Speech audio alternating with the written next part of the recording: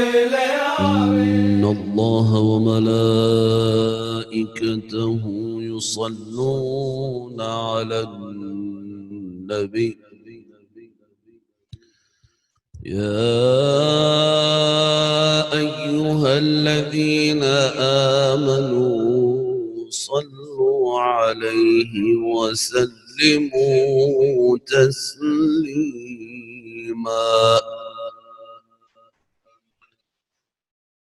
أعوذ بالله من الشيطان الرجيم.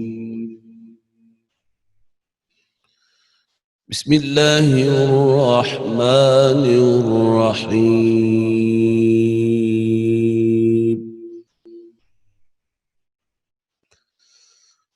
فاذكروني أذكركم واشكروا لي ولا تكفرون.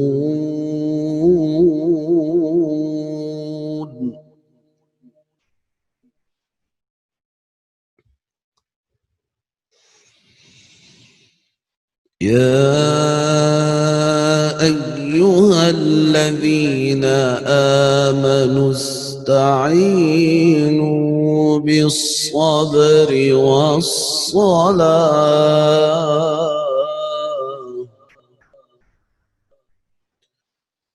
إن الله مع الصابرين.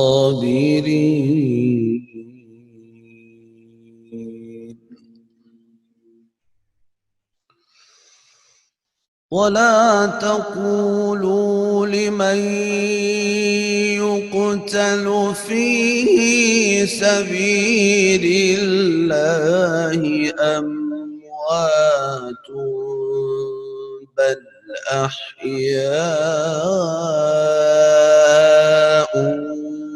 ولكن لا تشعرون.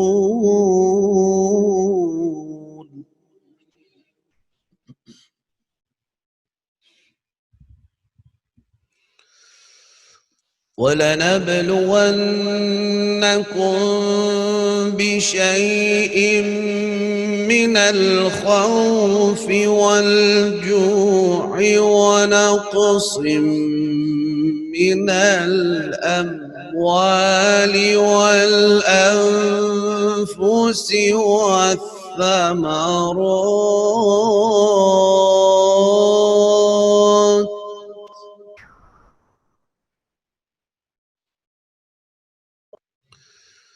وبشر الصابرين.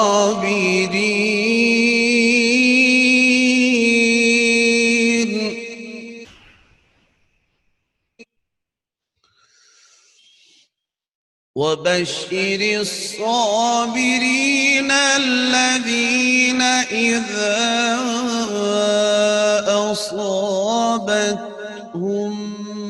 مصيبة قالوا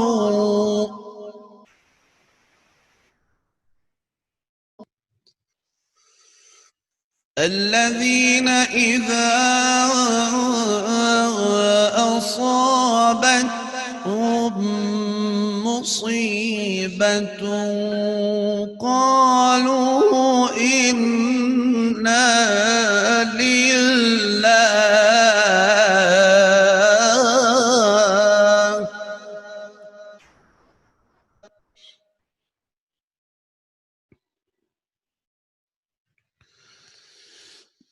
الذين إذا أصابتهم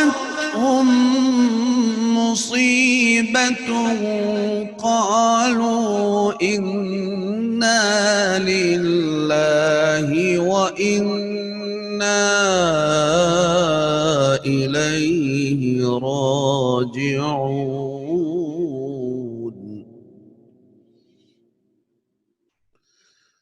أولئك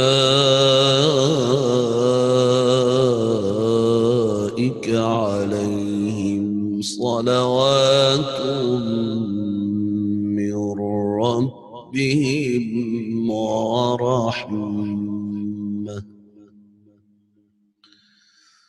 وأولئك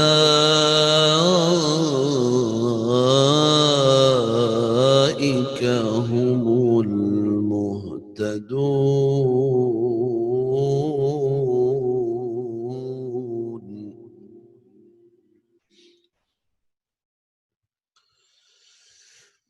الذين إذا أصابتهم مصيبة قالوا إنا لله وإنا إليه راجعون.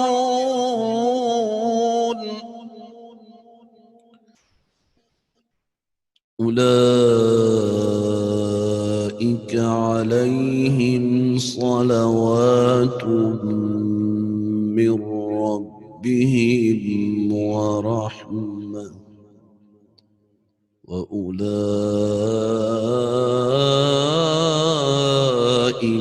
هم المهتدون.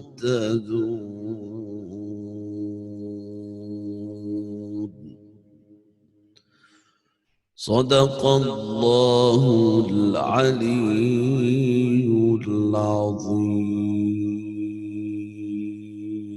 شام ہو گئی میرے اصغر نو کوئی موڑ لے.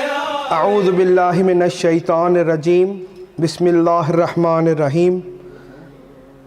سکینہ ٹرسٹ، MCE اور امامیہ مشن ایسٹ لنڈن کی زیر اہتمام مشترکہ مجالس اعضاء کے سلسلے میں سب سے پہلے دعوت دینا چاہوں گا ہمارے ننھے ذاکرین علی زین اور رایان کو کہ وہ تشریف لائیں اور آج کی اس مجلس میں اپنا نذرانہ عقیدت پیش کریں. ان ننھے ذاکرین کی صحت و سلامتی کے لیے بآواز بلند صلوات.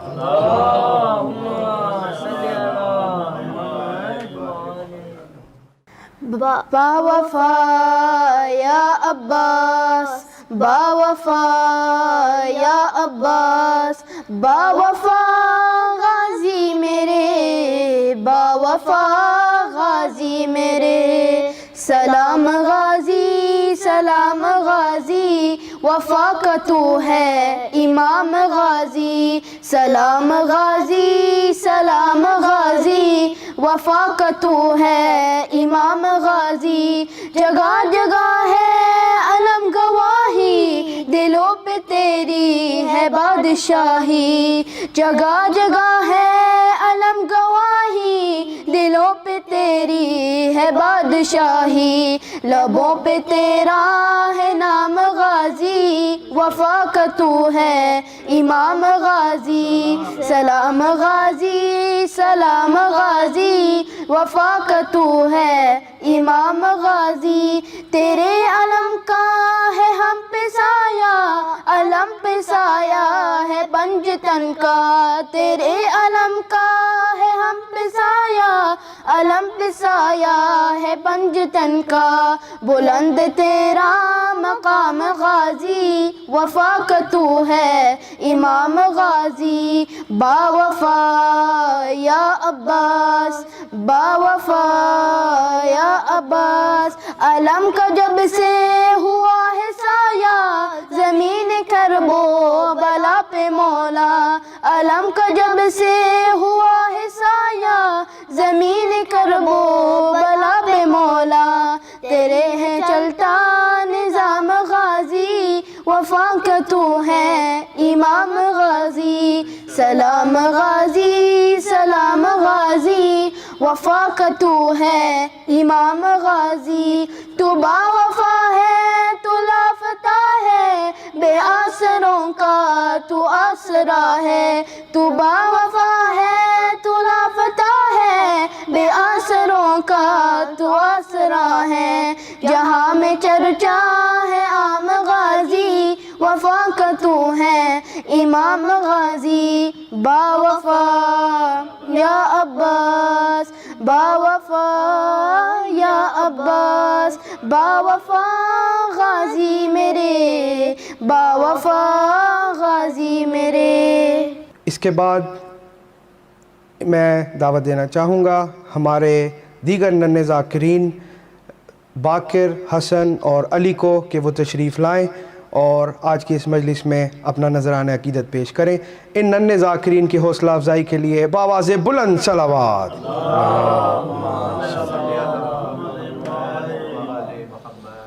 اعوذ باللہ من الشیطان الرجیم، بسم اللہ الرحمن الرحیم۔ تو مان ہے بین برا وعدہ ہے ضامن پاک رضا وعدہ، تو مان ہے بین برا وعدہ ہے ضامن پاک رضا وعدہ، او پیا لٹ دا شمر رضا غازی، او پیا لٹ دا شمر رضا غازی، ساڈے پردے آن بچا غازی، زہرا جائیاں دا آسرا غازی، زہرا جائیاں دا آسرا غازی، ہویا کربل ہویا کربل ہویا کربل دے وچ جودا غازی، زہرا جائیاں دا آسرا غازی، زہرا جائیاں دا آسرا غازی، اج وی بنت حسین روندی ہے، اج وی بنت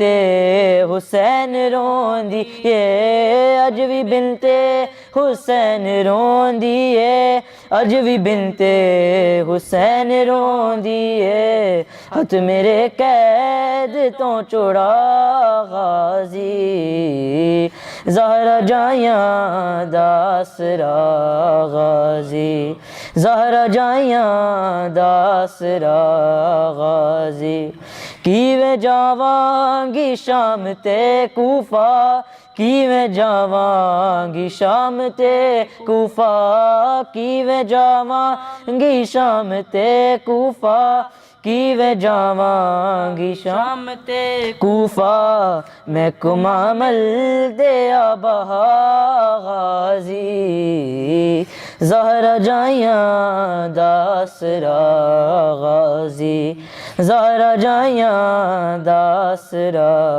غازی، چھ جگہ تو حسین چنے آئے، چھ جگہ تو حسین چنے آئے، چھ جگہ تو حسین چنے آئے، چھ جگہ تو حسین چنے آئے، پھر بھی پورا نہ مل سکا غازی، زہرا جائیاں دا آسرا غازی، زہرا جائیاں دا آسرا غازی، شمر رج رج حسین کو مارے، شمر رج رج حسین کو مارے، شمر رج رج حسین کو مارے، شمر رج رج حسین کو مارے، جان دائے نہیں رہا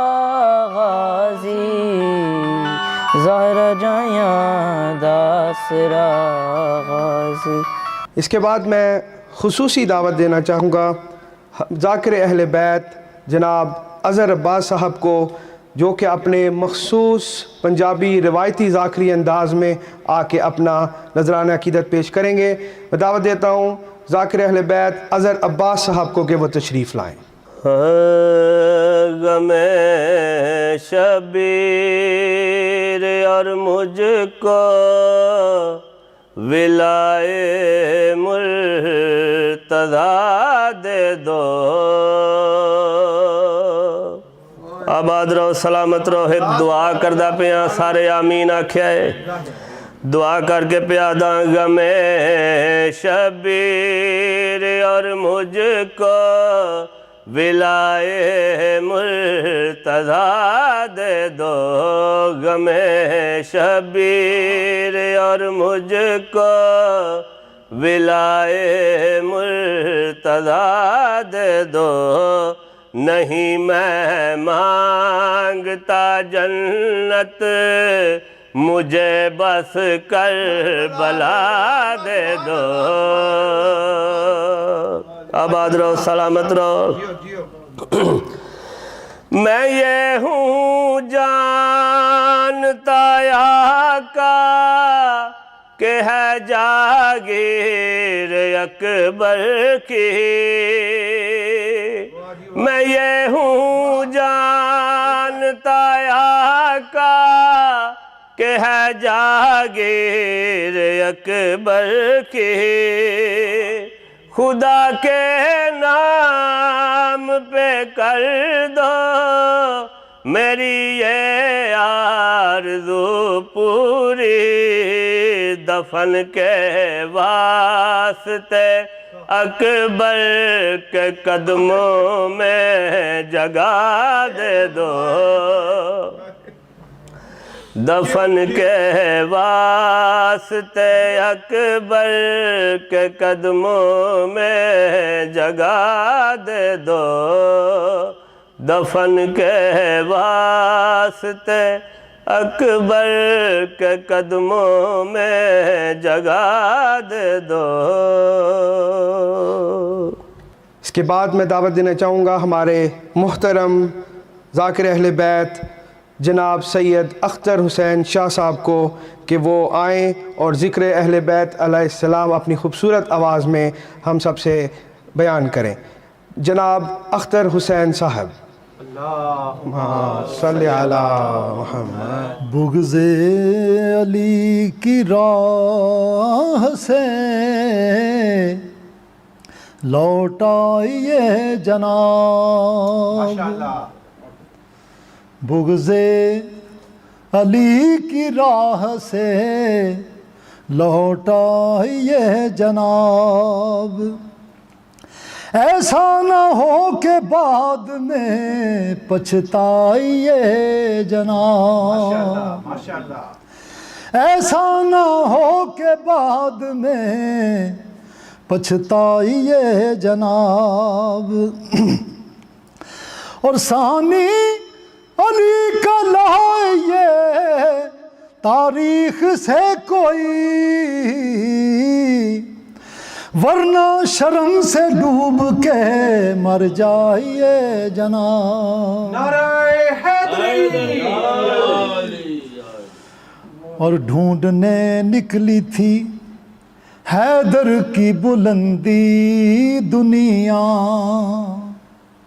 ڈھونڈنے نکلی تھی حیدر کی بلندی دنیا رہ گئی بوذر و سلمان کے آگے پیچھے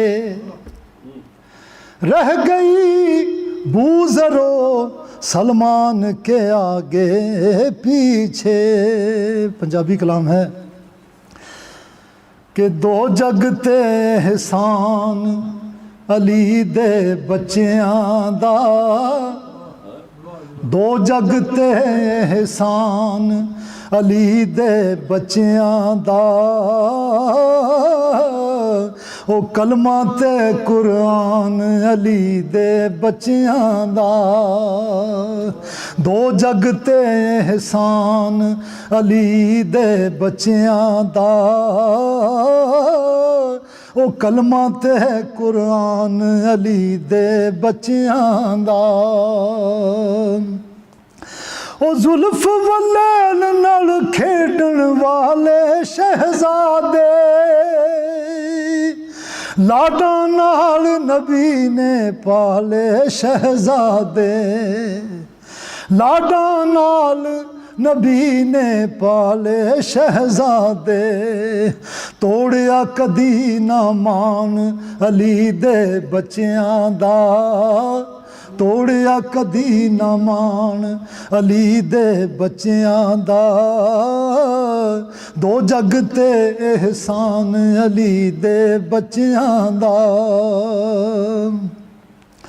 او کیویں فضا باندی بن گئی اس گھر دی نوکر ہو کے پئی حکومت رہی کر دی کیویں فضا باندی بن گئی اس گھر دی نوکر ہو کے پئی حکومت رہی کر دی ہے نوکر بھی سلطان علی دے بچیاں دا है नौकर भी सुल्तान अली दे बच्चियां दा ओ दो जग ते एहसान अली दे बच्चियां दा एक दिन जिंदगी दी ए गड्डी रुक जानी एक दिन जिंदगी दी ए गड्डी रुक जानी ओ दुनिया मुकदी मुकदी आखिर मुक जानी दुनिया मुकदी मुकदी आखिर मुक जानी ओ रहना नाम निशान अली दे बच्चियां दा रहना नाम निशान अली दे बच्चियां दा दो जग ते एहसान अली दे बच्चियां दा ओ सानी आल नबी दा कोई आया नहीं ए रब ने ना वर्गा होर बनाया नहीं सानी आल नबी दा कोई आया नहीं रब ने ना वर्गा होर बनाया नहीं है जग ते वखरा शान अली दे बच्चियां दा है जग ते वखरा शान अली दे बच्चियां दा है कलमा ते कुरान अली दे बच्चियां दा आखिरी शेर है ओ जिक्र ज करिए पीर अली दे बच्चियां दा करम होंदा इकबाल अजल तो सच्चियां दा जिक्र ज करिए पीर अली दे बच्चियां दा करम होंदा इकबाल अजल तो सच्चियां दा ओ टाले दुख फरमान अली दे बच्चियां दा टाले दुख फरमान अली दे बच्चियां दा कलमा ते कुरान अली दे बच्चियां दा दो जग ते एहसान अली दे बच्चियां दा कलमा ते कुरान अली दे बच्चियां दा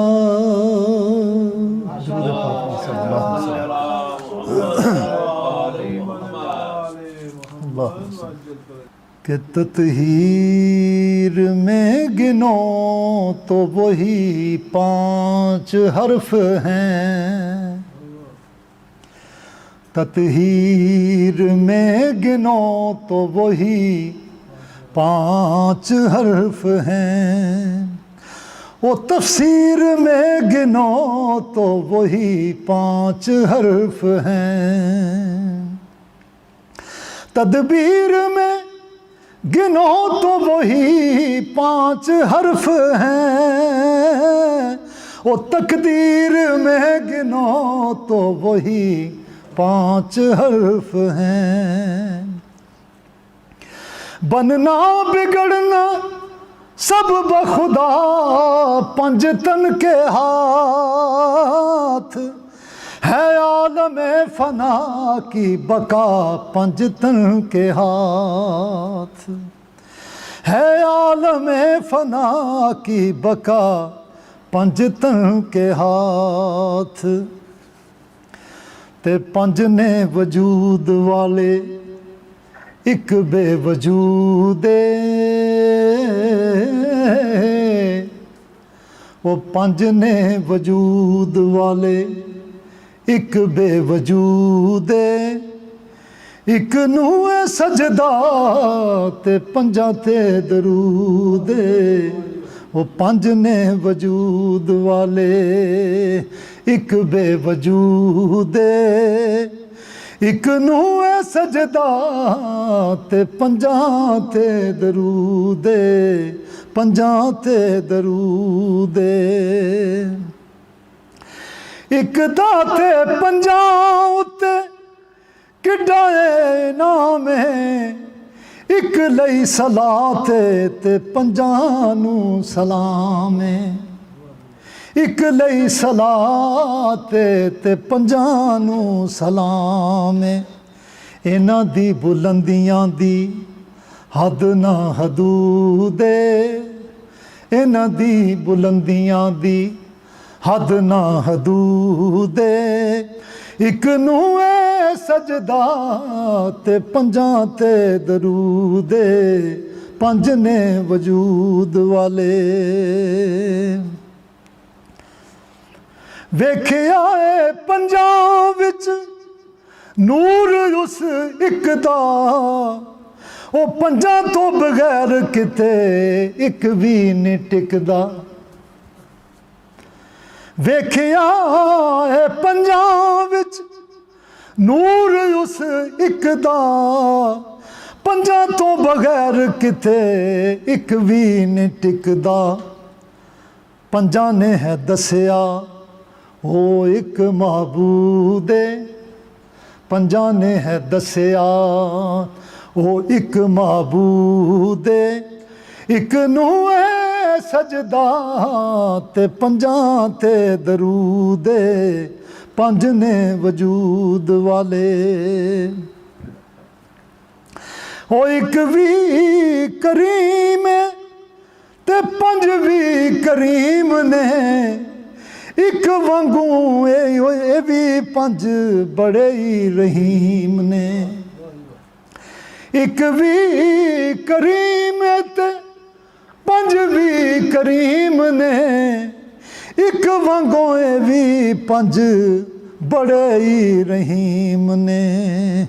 ਉਹ ਇੱਕ ਵੱਲੋਂ ਮਿਲਿਆ ਮੁਕਾਮ ਮਹਮੂਦ ਏ। ਇੱਕ ਵੱਲੋਂ ਮਿਲਿਆ ਮੁਕਾਮ ਮਹਮੂਦ ਏ।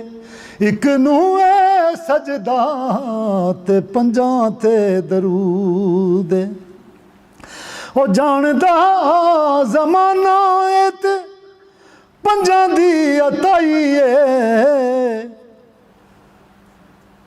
ਜਾਣਦਾ ਜ਼ਮਾਨਾ ਏ ਤੇ ਪੰਜਾਂ ਦੀ ਅਤਾਈ ਏ। ਇਹਨਾਂ ਦਾ ਜਹਾਨ ਏ ਤੇ ਇਹਨਾਂ ਦੀ ਖੁਦਾਈ ਏ। ਇਹਨਾਂ ਦਾ ਜਹਾਨ ਏ ਤੇ ਇਹਨਾਂ ਦੀ ਖੁਦਾਈ ਏ। ਪੰਜਾਂ ਦਾ ਜਹਾਨ ਉੱਤੇ ਇੱਕੋ ਮਕਸੂਦ ਏ। ਪੰਜਾਂ ਦਾ ਜਹਾਨ ਉੱਤੇ ਇੱਕੋ ਮਕਸੂਦ ਏ। ਇੱਕ ਨੂੰ ਏ ਸਜਦਾ ਤੇ ਪੰਜਾਂ ਤੇ ਦਰੂਦ ਏ। ਪੰਜ ਨੇ ਵਜੂਦ ਵਾਲੇ। ਆਖਰੀ ਸ਼ੇਰ ਹੈ ਕਿ ਪੰਜਾਂ ਨੇ ਹੈ ਦੱਸਿਆ ਇੱਕੋ ਦਾ ਇਕਬਾਲ ਏ। ਇੱਕ ਆਖੇ ਪੰਜਾਂ ਦੀ ਵੀ ਕੋਈ ਨਾ ਮਿਸਾਲ ਏ। ਪੰਜਾਂ ਨੇ ਹੈ ਦੱਸਿਆ ਇੱਕੋ ਦਾ ਇਕਬਾਲ ਏ। ਤੇ ਇੱਕ ਆਖੇ ਪੰਜਾਂ ਦੀ ਵੀ ਕੋਈ ਨਾ ਮਿਸਾਲ ਏ। ਉਹ ਦੇਖ ਲੋ ਹਦੀਸਾਂ ਤੇ ਕੁਰਾਨ ਵੀ ਮੌਜੂਦ ਏ। ਦੇਖ ਲੋ ਹਦੀਸਾਂ ਸਭ ਤੇ ਕੁਰਾਨ ਵੀ ਮੌਜੂਦ ਏ। ਉਹ ਇੱਕ ਨੂੰ ਏ ਸਜਦਾ ਤੇ ਪੰਜਾਂ ਤੇ ਦਰੂਦ ਏ। ਪੰਜ ਨੇ ਵਜੂਦ ਵਾਲੇ। ਪੰਜ ਨੇ ਵਜੂਦ ਵਾਲੇ। ਦਰੂਦ ਪਾਕ।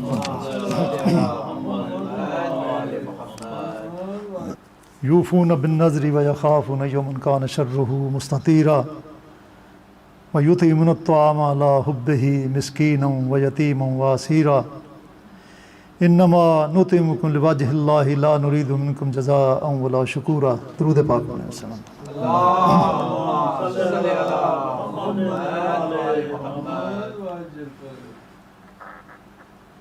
हुब्बे अली रहमतुल्लाह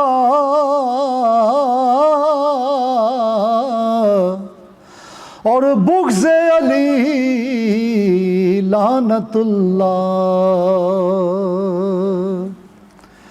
नबी पाक जिया मुख्तार नहीं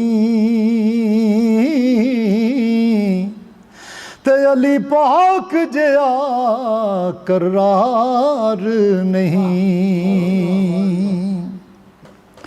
او بی بی پاک جی پردے دار نہیں، تے سید حسن جیا سردار نہیں، تے حسین جیا سالار نہیں، او کربل جے جان نثار نہیں، تے جیدہ پنج تن نال پیار نہیں، او دے کلمے دا اعتبار نہیں۔ کلام پیش خدمت ہے اردو کا کہ حیدر کے رقیبوں سے، حیدر کے رقیبوں سے وفا سوچ کے کرنا، ارے حیدر کے رقیبوں سے، حیدر کے رقیبوں سے وفا سوچ کے کرنا، ارے پنج تن کے گھرانے سے، پنج تن کے گھرانے سے دغا سوچ کے کرنا، او پنج تن کے گھرانے سے دغا سوچ کے کرنا، پنج تن کے گھرانے سے۔ ہے سر پہ جو زینب کے وہی چادر زہرا ہے سر پہ جو زینب کے وہی چادر زہرا ہے، ارے ظالم و توہین ردا سوچ کے کرنا، ارے ظالم و توہین ردا سوچ کے کرنا، وہ پنج تن کے گھرانے سے۔ کل جام اسی ذات سے کوثر کا ہے پینا، کل جام اسی ذات سے کوثر کا ہے پینا، اے اہل جفا آج، اے اہل جفا آج جفا سوچ کے کرنا، اے اہل جفا آج جفا سوچ کے کرنا، وہ پنج تن کے گھرانے سے دغا سوچ کے کرنا، حیدر کے رقیبوں سے۔ اور زنجیر سے نکلا تو کہیں وار نہ کر دے، زنجیر سے نکلا تو کہیں وار نہ کر دے، ارے حیدر کا یہ پوتا ہے، حیدر کا یہ پوتا ہے، رہا سوچ کے کرنا، حیدر کا یہ پوتا ہے، رہا سوچ کے کرنا، پنج تن کے گھرانے سے۔ ہو ناراض نہ ہو جائے کہیں پاک سکینہ، ناراض نہ ہو جائے کہیں پاک سکینہ، اے بادلو اب تم بھی گھٹا سوچ کے کرنا، ऐ बादलो अब तुम भी घटा सोच के करना पंजतन के घराने से। आखिरी शेर है कि जलता है अगर दिल ही तेरा नाम अली से, जलता है अगर दिल ही तेरा नाम अली से, है अब्दे खुदा जिक्र खुदा सोच के करना, ओ है अब्दे खुदा जिक्र खुदा, है अब्दे खुदा जिक्र खुदा सोच के करना, हैदर के रकीबों से वफा सोच के करना, पंजतन के घराने से ओ दगा सोच के करना, पंजतन के घराने से। दुरूद पाक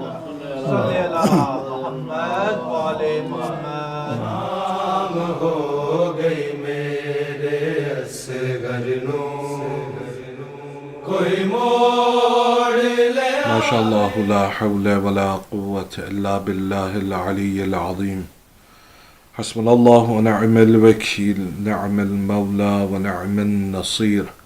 रब्बि इश्रह ली सदरी व यस्सिर ली अमरी वहलुल उक़दतम मिन लिसानी यफ़क़हू क़ौली। अऊज़ु बिल्लाहि मिनश शैतानिर लईनिर रजीम। बिस्मिल्लाहिर रहमानिर रहीम। अल्हम्दुलिल्लाहिल्लज़ी जअलल हम्दा मिफ्ताहन लिज़िक्रिहि व सबबन लिलमज़ीदि मिन फ़ज़लिहि व दलीलन अला आलाइहि व अज़मतिहि। ثم الصلاة والسلام والتحية والإكرام على النبي الأمي المكي المدني الهاشمي الذي سمي في السماوات بأحمد وفي الأراضين بأبي القاسم محمد. اللهم صل على محمد وآل محمد وعلى أهل بيته الطيبين الطاهرين المعصومين المظلومين ولعنة الله على أعدائهم ملعونين. أما بعد, all praise is due to Allah subhanahu wa ta'ala, the one who is Rahman and the one who is Rahim. The days of Muharram, of the first Ashra, are slowly passing us by until we reach the peak and the pinnacle of our sorrow, and that is the day of Ashura. And as per the narration of the 8th Imam that I gave you on the first night, where he's talking about the 7th Imam, says the 7th Imam's sorrow would increase night by night until his sorrow would be unbearable on the day of Ashura.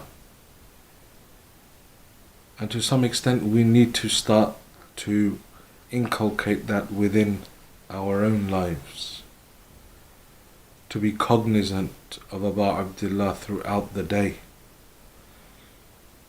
Before, it was easier to forget, I guess. We would go to work and be stuck in the rat race. And then evenings were for Abu Abdullah. Now, although many of us have slowly gone back to some form of working, there are still quite a lot of us that are not at university or back at work, or school for that matter.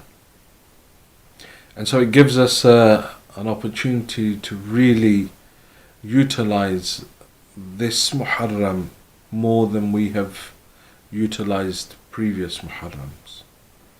Those tasbih that I told you on the first night, again I want to remind you of them. when you hear Abu Abdullah's name, say Sallallahu alayka ya Abu Abdullah. Other narrations talk about when you drink cold water, say Sallallahu alayka ya Abu Abdullah. Have Abu Abdullah in your mind. When you hear about the killers of Abu Abdullah, La'anallahu qatalika ya Abu Abdullah. May the curse of Allah be upon your killers, O Abu Abdullah. If we have time, go online, read the Maqatil, the books of Maqtal, those books that narrate what happened in Karbala, for us to get a better understanding of the event, how it unfolded. And many Maqatil have been translated into the English language already. There are many things that we can be doing to get closer to Abu Abdullah, because the closer we are to him, the closer we get towards Allah subhanahu wa ta'ala. And that is the ultimate aim. Our topic of discussion has been hope and despair. Hope is that one thing that makes the improbable probable. It makes the impossible possible. Person who has hope, there's always a way. They will always find some way in any aspect of their life, not just necessarily in regards to the religion, but a hopeful person is one that will never give up and think, there is a way, there will be a way.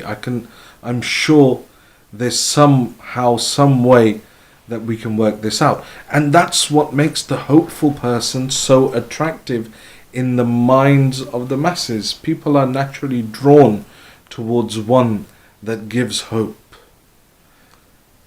People are naturally drawn towards that person who in any situation can say, no, look, it's not all bleak. There is a positive to this. And we said that in order to attain true hope in Allah, which is our aim in life, to have true hope in Allah, a person needs to have knowledge of four things. Knowledge of God, which we discussed yesterday.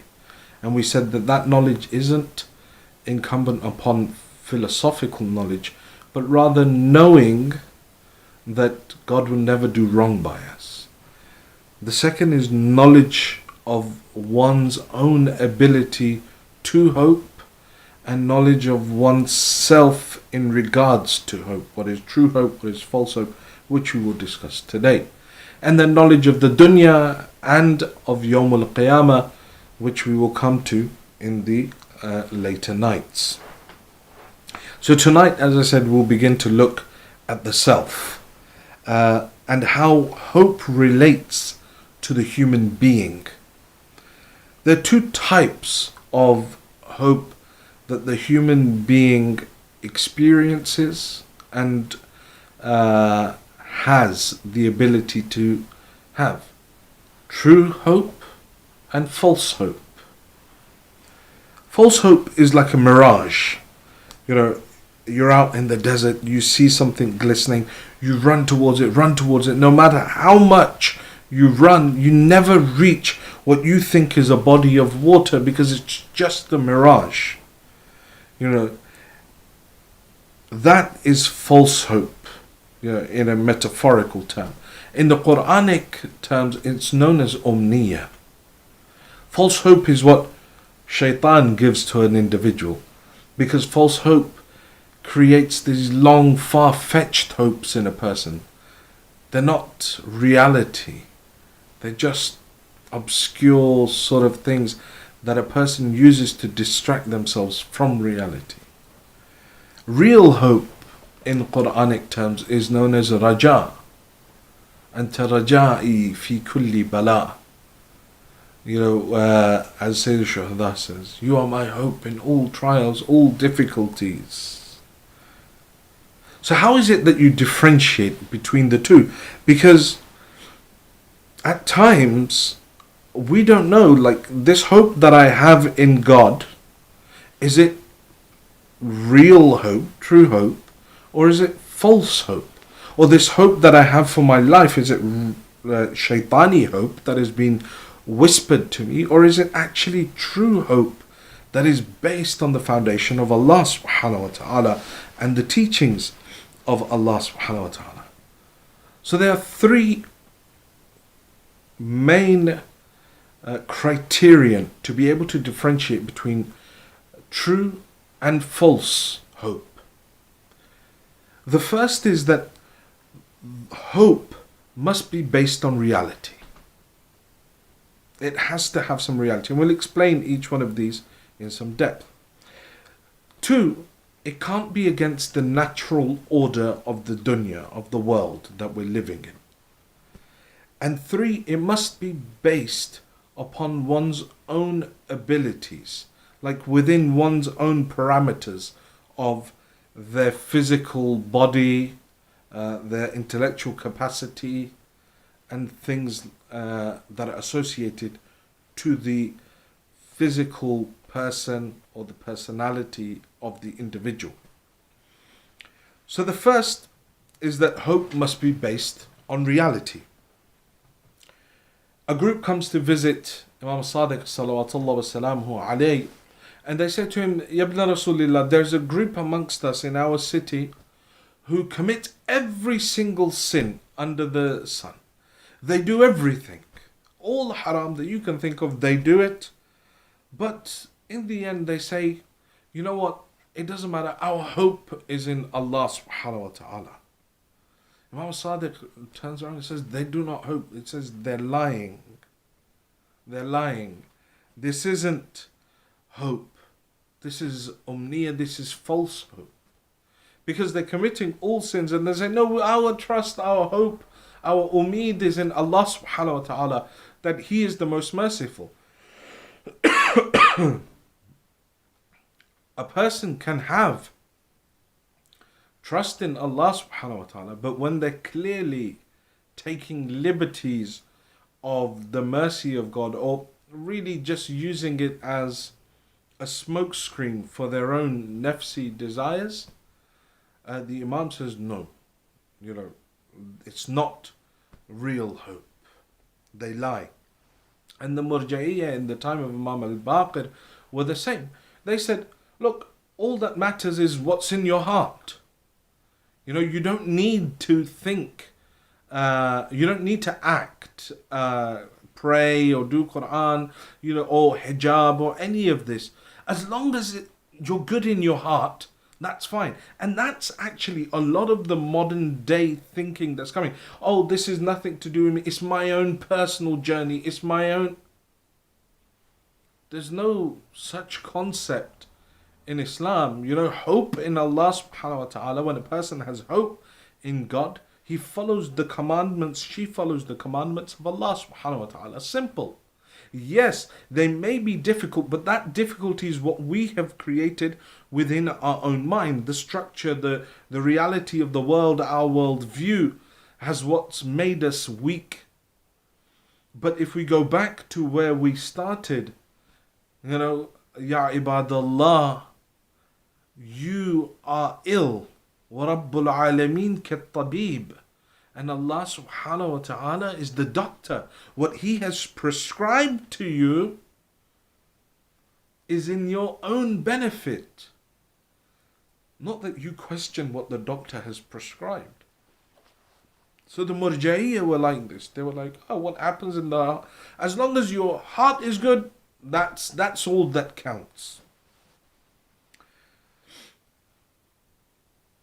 So this forms part of that false hope.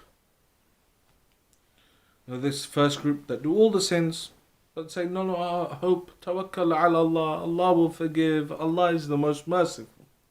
It doesn't work. This is umniya, this is false hope. A man comes to visit Imam Baqir alayhi salam. Says to him, Ya ibn Rasulillah, for 30 years I worked in the courts of Bani Umayyah. Halli min tawbah. Will my tawbah be accepted? Imam Baqir looks to him and says, no. The man's a little bit shaken, a little bit shocked that, Imam alayhi salam is not known for giving such straightforward, blunt rebuttals of people that are hoping for tawbah. But the Imam looks at him and says, no, there's no forgiveness. Says, why, Abla Rasulillah? Says, you've consumed the rights of people. For 30 years, you worked in the courts of Bani Umayyah, oppressed people, infringed the rights of people, consumed the haqq of people, and now that you're ready to die, or you're getting old and you've had some realization, now you're coming and saying, Halli min tawbah? The same question Hur asked. Hur worded it like this to Abu Abdullah on Shabi Ashur. Halli min tawbah yabna Rasulillah. Abu Abdullah said to him, yes, Hur. Now that you've come to Hussein, what is the difference between Hur, that was part of the army of Bani Umayyah, and this individual that worked for 30 years for Bani Umayyah? Both of them worked for Bani Umayyah. Both of them had come to the Imam, and both of them are asking the same question, Halli min tawbah. The difference is that this individual that came to Imam al-Baqir was in a position where he was dealing with the rights of the people. Hur's issue was related specifically to the Imam on a personal level, i.e. he stopped the Imam from reaching Kufa. He stopped these individuals. It was a personal sin that he had committed. So now when he comes to Imam al-Hussein and says, Halli min tawbah, Imam says, yes. But this individual had infringed haqqun nas. God himself will not forgive haqqun nas. If you have infringed the right of another human being, you've done ghiba, you've stolen money, you've done something that's taken away the right of another human being, Allah subhanahu wa ta'ala says, that Lord that is Arhamur Rahimin, the most merciful, the most forgiving, the oft forgiving, the forgiver will not forgive that individual that has consumed the rights of other people, has infringed the rights of other people, only until that person has forgiven him. So Imam Baqir says, no, the only way that you can be forgiven is that you go out, and every single person whose right you consumed, you go and you ask for their forgiveness. And until they forgive you, there is no forgiveness for you in the eyes of Allah subhanahu wa ta'ala. Haqqun nas is very important. Sayyid al-Shuhada, Shabi Ashur, is saying to his companions, if any of you, now bearing in mind they've gone through 2.5 days of thirst, they've left with great difficulty, many of them, to join Abu Abdullah. Some of them have been with him for months. Night of Ashura is saying, if any of you have haqqun nas on your necks, you owe someone something, you've taken something from someone, you've done something to someone, says, leave, I don't want you here. Imagine. So haqqun nas is very important.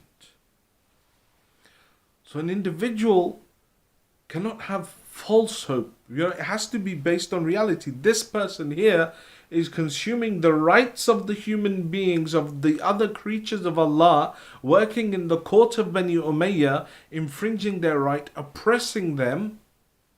But now towards the end of his life, he's saying, oh, can I be forgiven? No, because it's not based on the reality. It's not equivalent to the sin that you've committed. The sin that you've committed is you've infringed the rights of other human beings. You've got to get their forgiveness, make right those wrongs.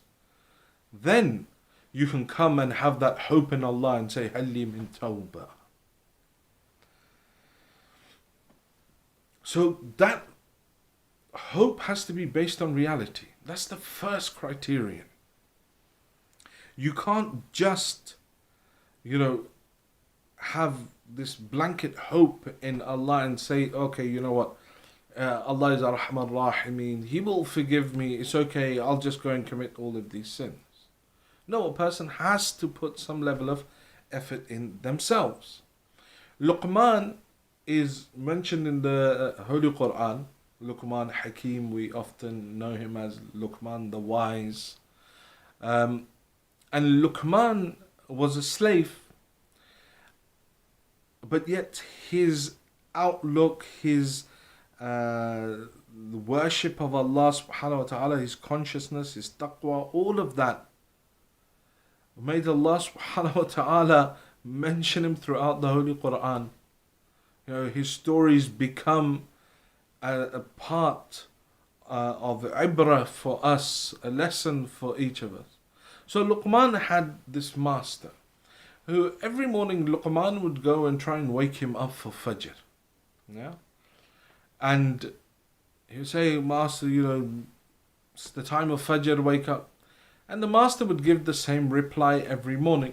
Would say, Allah is merciful, Allah is generous, leave me be, it's fine. And he would go to sleep. And again Luqman would come and like this.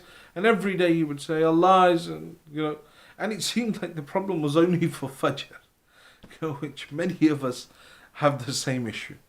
He would come and he would try and wake him and he would say, look, Allah is merciful, leave me, Allah is generous, I'll deal with it. He won't punish me. He understands I'm tired. I've had a hard day. One day, the master of Luqman gives him a bag of wheat. He says, look, go out and sow this. And we want crops for next year. Luqman says, fine. He takes it and puts the bag aside. The next day, the master comes out and sees the bag of wheat still just lying there. He calls Luqman, he says, what is this? He says, well, you know, I decided that I'm going to grow it out the bag this year.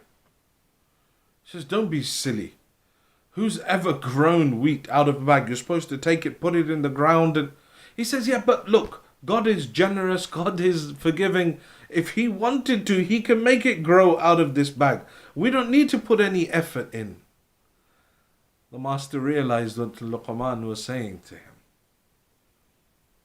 He says, you're trying to make fun of me. He says, no, you're not waking up for Fajr. You're giving me the same reply. Allah is generous. You don't want to put the effort in, but yet you still expect to receive his generosity and his mercy. There's nothing from your side, but yet you still seek to benefit from all of the mercy and the forgiveness of Allah. In the same way, I just leave this bag here and hope for it to grow. It won't happen. And so hope must be based on reality. You know, I can't hope to have a child. And this is a story when the ulama was saying that it says someone came to him and said, look, Maulana, you know, I want to have a child. Please do dua for me. Please give me some du'as. I've tried everything. Nothing had happened. So he says, you know, it was an ashra. I was reciting somewhere. So I gave him some du'as to recite. And he came back, Maulana, it doesn't work. And he was in contact with me constantly. Maulana, it's not working. It's not working. It's not working. I gave him and everything I would give him, he'd say, no, Maulana, I've already tried that. That doesn't work. This doesn't work. Doesn't work. Doesn't work. So in the end, I said to him, look, there is this dua, give it to your wife, and then inshallah Allah will help you. He says, oh, what wife? He says, you wanted to have a child. He says, yeah. So then, you know, a wife, a partner. Says, oh no, I don't have one, but you yourselves say that Allah is Qadir Mutlaq, Allah is powerful, and surely if Allah could give Maryam a son without a husband, he can give me, a man, a son without the need of a wife. So this is that umniya, this is that false hope, this is that shaitani whisper that comes into the mind of a person and starts to create this deviation and this time-wasting, long, far-fetched hopes where it distracts a person from the reality of their existence. So hope in Allah subhanahu wa ta'ala must be based on reality. The second thing is that hope must not go against the natural order of things. So in the example that I just gave you, a woman is to give birth to a child, not a man. So if I hope as a man to be able to give birth, I'm going against the natural order, and that hope is false. It's not true. It's omniya. You know, I'm ill and it's a really bad illness, but I won't go to the doctor. I'm like, no, inshallah, it'll sort itself out. I won't go, hopefully it'll just go away. But I need medication. But Hazrat Isa alayhi salam was ill. And someone said to him, look, you need to go to a doctor. He said, no, I'm the one that raises the dead, and Allah has given me all of this power. I don't need a doctor. I'll be fine. His illness began to get worse.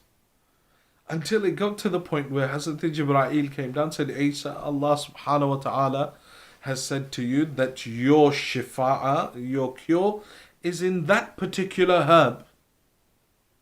However, you won't be able to utilize it until you go to a doctor and the doctor mixes it for you to the right quantity.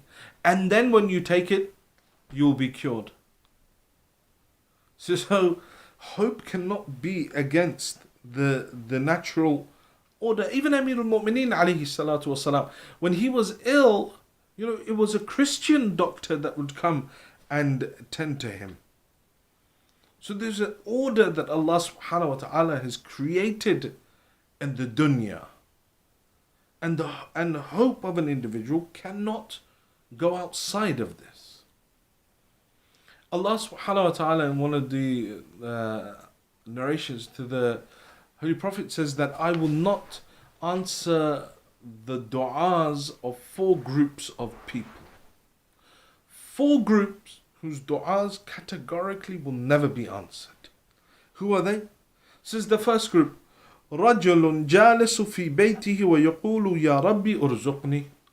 Says the first one is an individual who sits inside his home, raises his hand and says, God, give me sustenance. A man who sits in the home, raises his hand and says, God, give me sustenance. I.e., he doesn't go out and work, he doesn't go and try. No, he just sits in a room, says, okay, God, you gave it to Maryam. When she was there and praying to you, you would send her food from the heavens. You give it to Bani Israel. Why not me? He says, no, this individual, his dua will not be answered. No, go do some work. If you want the rizq, go do some work. The Imams alayhi salam had lands that they would farm. They had crops that they would sell. The prophets were shepherds. Imam as-Sadiq bought and traded commodities via brokers. He would give someone money. He would say, go and buy this thing, go and sell it on my behalf and bring the profit back to me. And this is, for example, your cut from it. Imam Bakr alayhi salam was working, one day was working his farm, and someone came to him and said, Ya Ibn Rasulullah, you in this heat, in the middle of the day, working out here in the desert on this farm, it doesn't suit your position. He says, what do you mean it doesn't suit my position? He says, Ya Ibn Rasulullah, you should be in the masjid doing ibadat and stuff, not doing this. Imam alayhi salam looks at him and says that, by Allah, were I to die doing this, I will have died in a state of ibadah. Going after one's halal rizq is ibadat. If one sits inside the house and goes, Ya Allah, urzuqni, Ya Allah, give me rizq, and doesn't want to put any effort in, doesn't want to invest his time or invest his money, doesn't want to invest, some effort, and then he expects Allah subhanahu wa ta'ala to reward him, it's not going to happen. That individual is forever going to be stuck in that state. The first person whose dua is not accepted, this person has omniya, false hope. I'm going to sit here and God's just, somehow going to provide for me.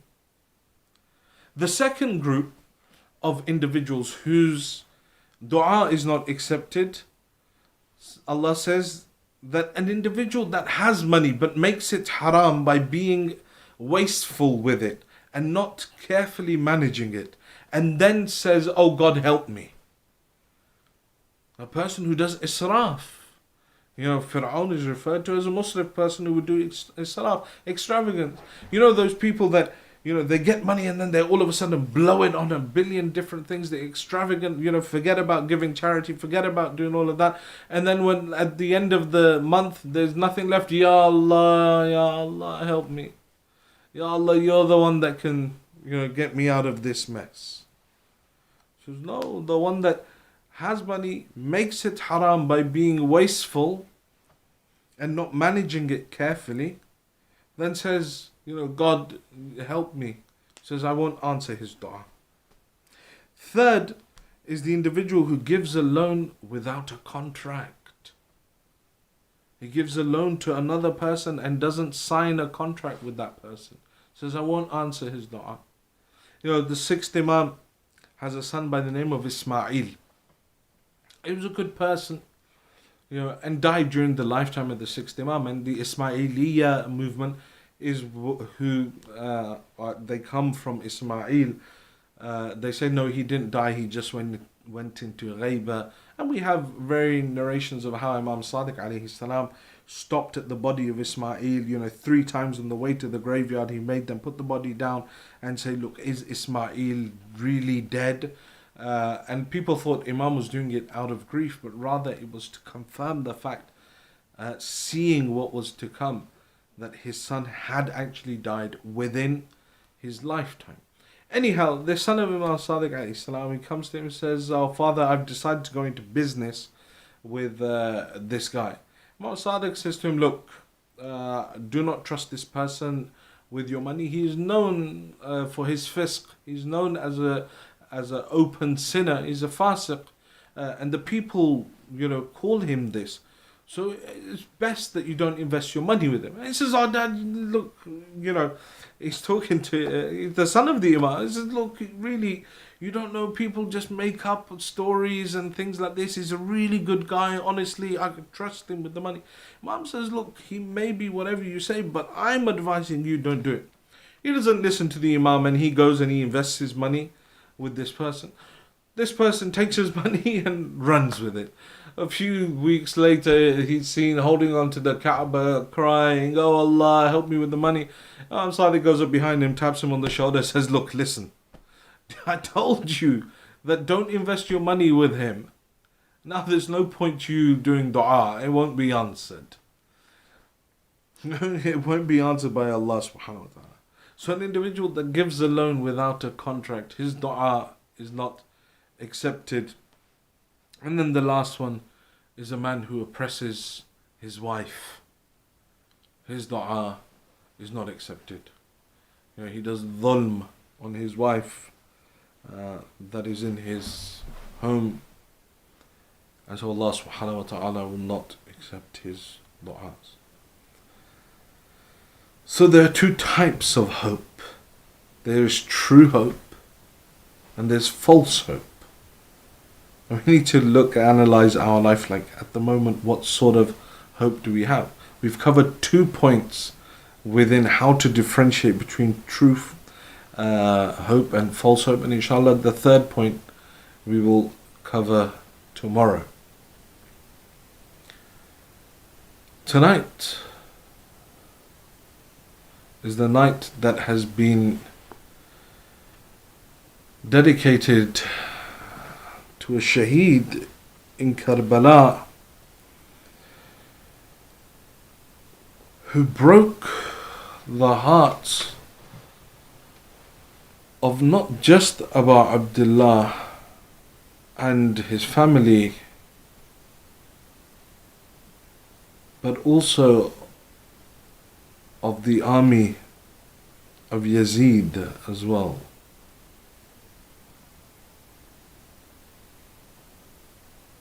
Garched that this shaheed was the last to be killed after all the others, and we are commemorating him earlier. But his death was such that even after Karbala, even 1,000 years later, when we sit and we remember, it shocks the human psyche that how low had human beings reached that they were willing to commit such atrocities upon a 6-month-old child.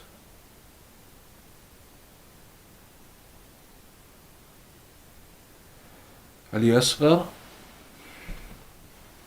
the 6-month-old child of Abu Abdullah, is Babul Hawa'ij. Those of you that have difficulties and problems, give the wasila of this child. Imam Sadiq says, whoever prays to Allah subhanahu wa ta'ala through the wasila of this child, Allah will never reject his dua. Why? Because the child had no sin. He was sinless. He wasn't old enough to even battle, but yet they killed him. The narrations say after everyone had died, Ali Akbar's body, Irban Irba, mutilated. Qasim's body trampled under the hooves of the horses. Abbas's arms cut and severed, and his body lay lifeless at the banks of the Furat. Abu Abdullah comes back towards the tent. Ya Zainab, Nawilini walidi as-saghir. Zainab, bring for me my youngest son, so that I may bid farewell to him. See, the Zainab brings the child. Abu Abdullah said, so that I may bid farewell to him. But I don't know what it is that changed the mind of Hussein, that he, instead of bidding farewell to the child, turned and made his way towards the battlefield.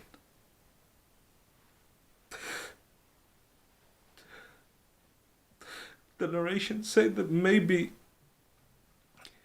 it was because the color of the child had become pale from the lack of milk and sustenance and thirst, or that it was, as the narrations say, that he had no longer any strength left in his body. All he could do was open and close his mouth. And the descriptions that are given in the Maqatil are that this child was like a fish that is taken out of water, and when that fish loses all fight within its body, all it can do is open and close its mouth. This was the state of Ali al-Asghar. At the end of the day, having seen all of this death, Abu Abdullah was still a father. He looks down at this child of his, and he turns towards the battlefield. According to some narrations, he covers his son with his aba. The heat of the sun is intense. Ali Asghar is a young infant.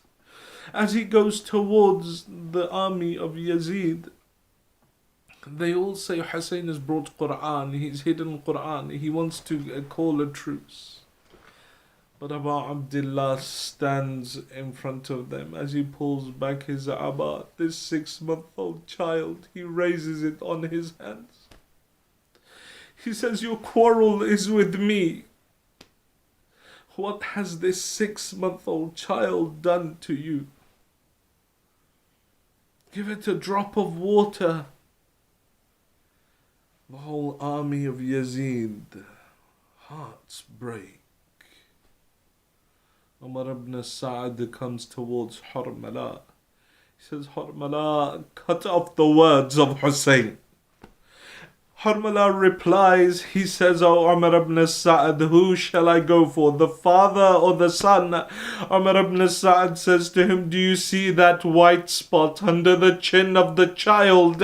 Aim for there. Harmala takes his arrow, a 3-headed arrow that is used to kill camels. He fires it towards the tiny neck of Ali Asghar. As the arrow strikes the neck, the narration say the body of Ali moved in the hands of Abu Abdullah with ferocity, and the arrow went through the neck. No, your Imam says in Ziyaratun Nahiya, Assalamu ala tifl al-radi' mazbuh min al-uzn ila al-uzn. My salams be upon that child that was slaughtered from ear to ear. The arrow went through Aliyun Asghar, embedded itself in the arm of Abu Abdullah.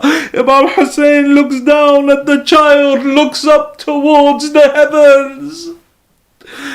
When Mukhtar finally caught Harmala, he said to him, Mal'oon, tell me, what is it that you did in Karbala? He says, Mukhtar, I fired some arrows that struck, some that missed. He says, which are the ones that struck? He says, I was the one that fired the arrow into the eye of Abbas.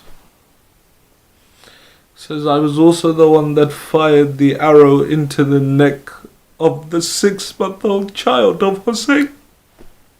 He says, I was the one that fired an arrow at the young boy Abdullah ibn Hassan, the younger brother of Al-Qasim, that came running to protect his uncle Hussein.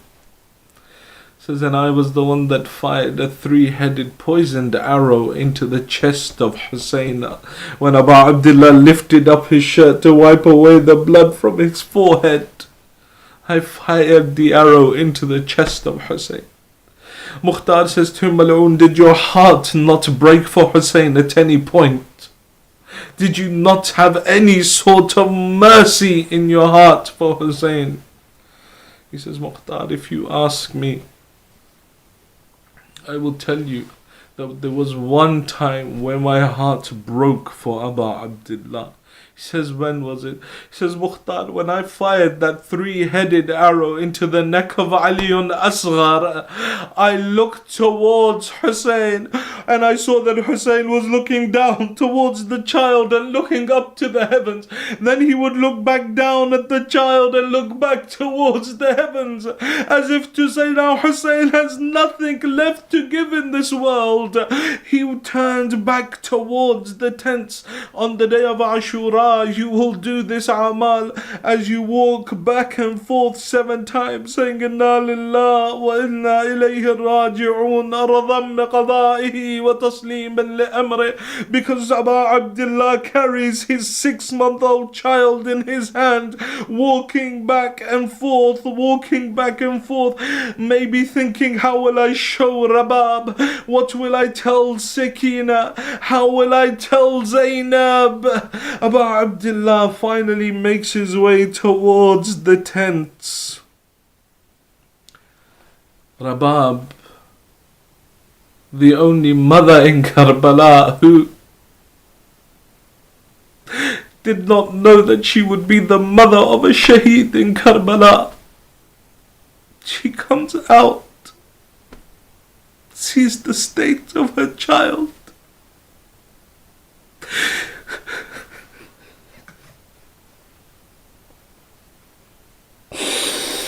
She says to him, Ya bunayya mithluka yunhar, my son, are children like you sacrificed in the way that camels are sacrificed? Abu Abdullah takes his son around the back of the tents and he begins to dig the grave of Aliyun Asghar. Once the grave was dug, Abu Abdullah holds onto the body of his son and he begins to cry so loudly.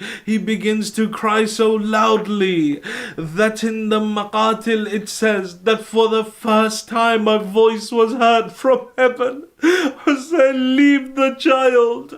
Hussein, leave the child. We have wet nurses waiting for him in heaven.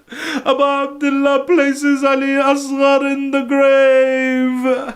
He begins begins to cover his body with the burning sands of Karbala. As he's burying his body, he hears someone running behind him. He turns to see Rabab. Oh, Aba Abdullah, let me see my Ali Asghar one last time. Aba Abdullah now buries Ali. It is mustahab to pour water on a grave after it has been buried, after you have buried an individual. But Hussein is so madloom that there's no water to pour on the grave of his son Ali Asghar. Instead, Aba Abdullah places his cheek upon the grave of Ali and he cries, and the tears of Hussein become the water for the grave of Ali Asghar. Ya Aba Abdullah, how difficult was this for you, O Aba Abdullah? Ya Aba Abdullah, how difficult was it for you to bear this death, Ya Aba Abdullah? But O Imam, tell me, how is it that Rabab stayed alive, not just having witnessed the death of Ali on Ashura, but on the 11th of Muharram, when they began counting the heads of the shuhada, one individual says that I was amongst the ones that would be given a head to carry back, because I was the one that also trampled the body of Hussein. He goes to Umar ibn Sa'ad. He says to him, I also want one of the heads of Ahlul Bayt. Umar ibn Sa'ad says, I've distributed all of them. He says, no, I want one. Umar ibn Sa'ad begins to think. He says, what about the 6-month-old child of Hussein? One individual standing by, he says, I said something and instantly regretted it. I said I saw Hussein bury the child where the tents used to be. As soon as I said it, I regretted it, because Umar ibn Sa'ad ordered men to go to that area and start striking the earth with their spears. Rabab is watching. A second time, and a spear strikes the ground. When he pulls out his spear, the body of Ali Asghar is raised up upon the spear. ألا لعنة الله على القوم الظالمين وسيعلم الذين ظلموا أي منقلب ينقلبون. إنا لله وإنا إليه راجعون. I pray to Allah subhanahu wa ta'ala to forgive our sins. I pray to Allah subhanahu wa ta'ala to forgive the sins of our parents. Ya Allah, for the sake of Ali Asghar. Ya Allah, those of our parents that are alive, give them long lives. Those of our parents that have left this world, give them place next to Ali Muhammad in Jannah. Ya Allah, for the sake of this sinless child of Aba Abdullah, Ya Allah, those who are ill, give them shifa'ah. Ya Allah, those who are in debt, clear their debts. Those who are in education, make them successful. Ya Allah, hasten the reappearance of the Imam of our time, and allow us to be amongst his true muntadreen, his true waiters. For the acceptance of these du'as and any other du'as that the brothers and sisters have brought, please recite 3 of your loudest salawat ala Muhammad.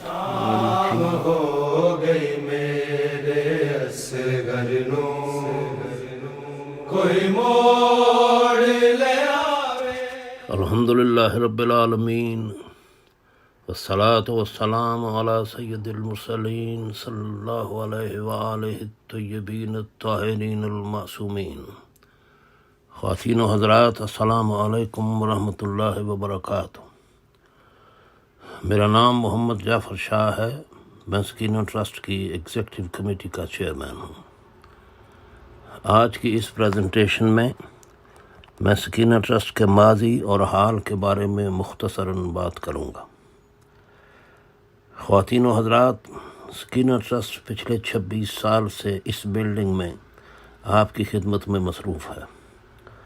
वॉल्थम्स्टो में हम एक छोटी सी community है और इंतहाई नामसाइद हालात के बावजूद हमने इस प्रोजेक्ट का बेड़ा उठाया صرف اس لیے کہ اس کے ذریعے ہم اپنی اور آنے والی نسلوں کے لیے ایک ایسا ادارہ تشکیل دے سکیں جو ہماری کمیونٹی میں ایک سینٹر پوائنٹ کی حیثیت سے ہماری مذہبی اور اخلاقی اقدار کو محفوظ اور مامون رکھنے کا ذریعہ بنے، اور اس ملک میں ہمارے معاشرتی حقوق اور ذمہ داریوں سے عہدہ برآ ہونے کے لیے ہماری تعلیم و تدریس کا انتظام کرے،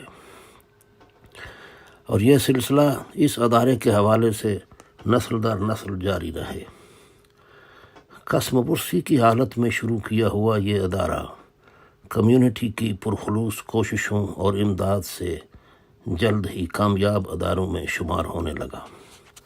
نوجوان لڑکے اور لڑکیوں نے کمیونٹی کے تجربہ کار بزرگوں کے زیر ہدایت اپنی محنت اور لگن سے ادب، احترام اور تعصب سے پاک علمی اپروچ کے وہ سٹینڈرڈ قائم کیے کہ سکینہ ٹرسٹ ایک قابل تقلید شیعہ ادارے کے طور پر سارے یورپ میں جانا جانے لگا۔ ہماری مجالس کا کم از کم تیسرا حصہ غیر شیعہ حضرات سے پر ہونے لگا۔ نہ صرف یہ بلکہ انہوں نے اپنے بچوں کو بھی قرآن کلاسز اور سنڈے اسکول میں بھیجنا شروع کر دیا۔ ہمیں جلد ہی یہ احساس ہو گیا کہ سکینہ ٹرسٹ کی بلڈنگ ہماری ضروریات کے لیے ناکافی ہے، لیکن وسائل کی کمی کے باعث ہمت نہیں پڑتی تھی۔ لیکن تھوڑے عرصے میں ہی ہم نے 1,00,000 پاؤنڈ اکٹھا کر لیا اور اللہ کے نام اور آسرے سے کیپیسٹی بڑھانے کا کام شروع کر دیا۔ پروجیکٹ بہت بڑا تھا اور وسائل بہت کم، نتیجتاً کام کی رفتار کم رہی اور 5 سال گزر گئے۔ اس دوران انجینئرز، آرکیٹیکٹس، کنٹریکٹرز، سکلڈ اور سیمی سکلڈ لیبر کے ہزاروں گھنٹوں کے علاوہ 250 ٹن فیبریکیٹڈ سٹیل، سینکڑوں ٹن کنکریٹ، مختلف سائز اور اسٹرینگتھ کی لکڑی سے بھرے ہوئے ٹرک، خریدے ہوئے ٹولز اور کرائے پہ لیے ہوئے ٹرک، کرین، ایکسکیویٹرز اور مختلف اسپیشلسٹ مشینری کے استعمال سے ہم اس قابل ہوئے کہ سکینہ ٹرسٹ کا 3,500 اسکوائر فٹ کا ایک ہال اب 14,000 اسکوائر فٹ کے 3 ہالز میں بدل چکا ہے۔ کنزرویشن آرڈر کی وجہ سے نہ ہم بلڈنگ کو گرا کر نیا بنا سکتے تھے اور نہ ہی اس کی ظاہری حیت میں کوئی میجر تبدیلی لا سکتے تھے۔ اس کے لیے ہمیں ہال کی چاروں دیواریں، جن کی مجموعی لمبائی 90 میٹر تھی، ان کے نیچے ہمیں 4 میٹر گہری انڈر پننگ کرنی پڑی۔ یہ سارا کام پانی اور کیچڑ میں ہوتا تھا کیونکہ 8 فٹ کی گہرائی سے زیر زمین پانی نکل آتا تھا۔ خواتین و حضرات، آج سوائے انٹرنس ہال کے کنسٹرکشن کا باقی سارا کام مکمل ہو چکا ہے۔ نیا چھت بھی ڈالا جا چکا ہے۔ نیڈلیس ٹو سے کہ سارا کام انتہائی اعلیٰ سٹینڈرڈ کا ہے۔ اس میں کوئی شارٹ کٹ نہیں مارا گیا، بہترین میٹیریلز کو استعمال کیا گیا ہے، کوالٹی میں کوئی کمپرومائز نہیں کیا گیا۔ ہمیں اس بات کا شدت سے احساس تھا کہ یہ ہمارا امتحان ہے اور آنے والی نسلوں کو پورا حق ہوگا کہ ہماری محنت کو اپریشیٹ کریں یا رہتی دنیا تک جوتوں کے ہار بنا بنا کے ہمارے گلوں میں ڈالتے رہیں۔ ہم اپنے طور پہ پورے وثوق سے یہ کہہ سکتے ہیں کہ ہم نے اپنی قابلیت کے مطابق بہترین کام انجام دیا ہے، اور انشاءاللہ اگلے 100-200 سال تک یہ ہماری کمیونٹی کی ضروریات کے لیے کافی ہوگا۔ خواتین و حضرات، سکینہ ٹرسٹ شیعہ کمیونٹی کے لیے ایک نعمت ہے اور مہد سے لحد تک ان کی خدمت کے لیے تیار ہے۔ میجر کنسٹرکشن کے دوران بھی سکینہ ٹرسٹ اپنی ذمہ داریوں سے مسلسل عہدہ برآ ہوتا رہا ہے، اور مکمل ہونے کے بعد انشاءاللہ اور بھی شد و مد سے یہ کام جاری رکھے گا۔ یہ ہماری کمیونٹی کا ہب ہے۔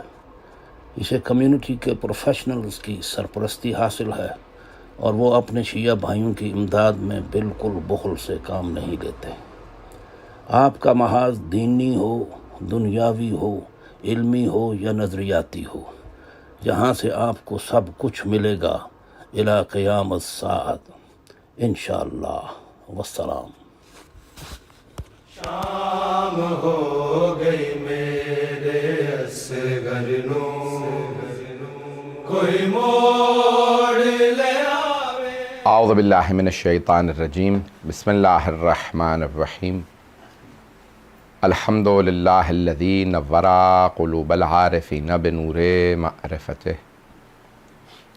واثبت فؤاد انبیائہ و اولیائہ بقصص الانبیاء والمرسلین واکمل ایمان المسلمین والمؤمنین بولایت علی امیر المؤمنین علیہ السلام.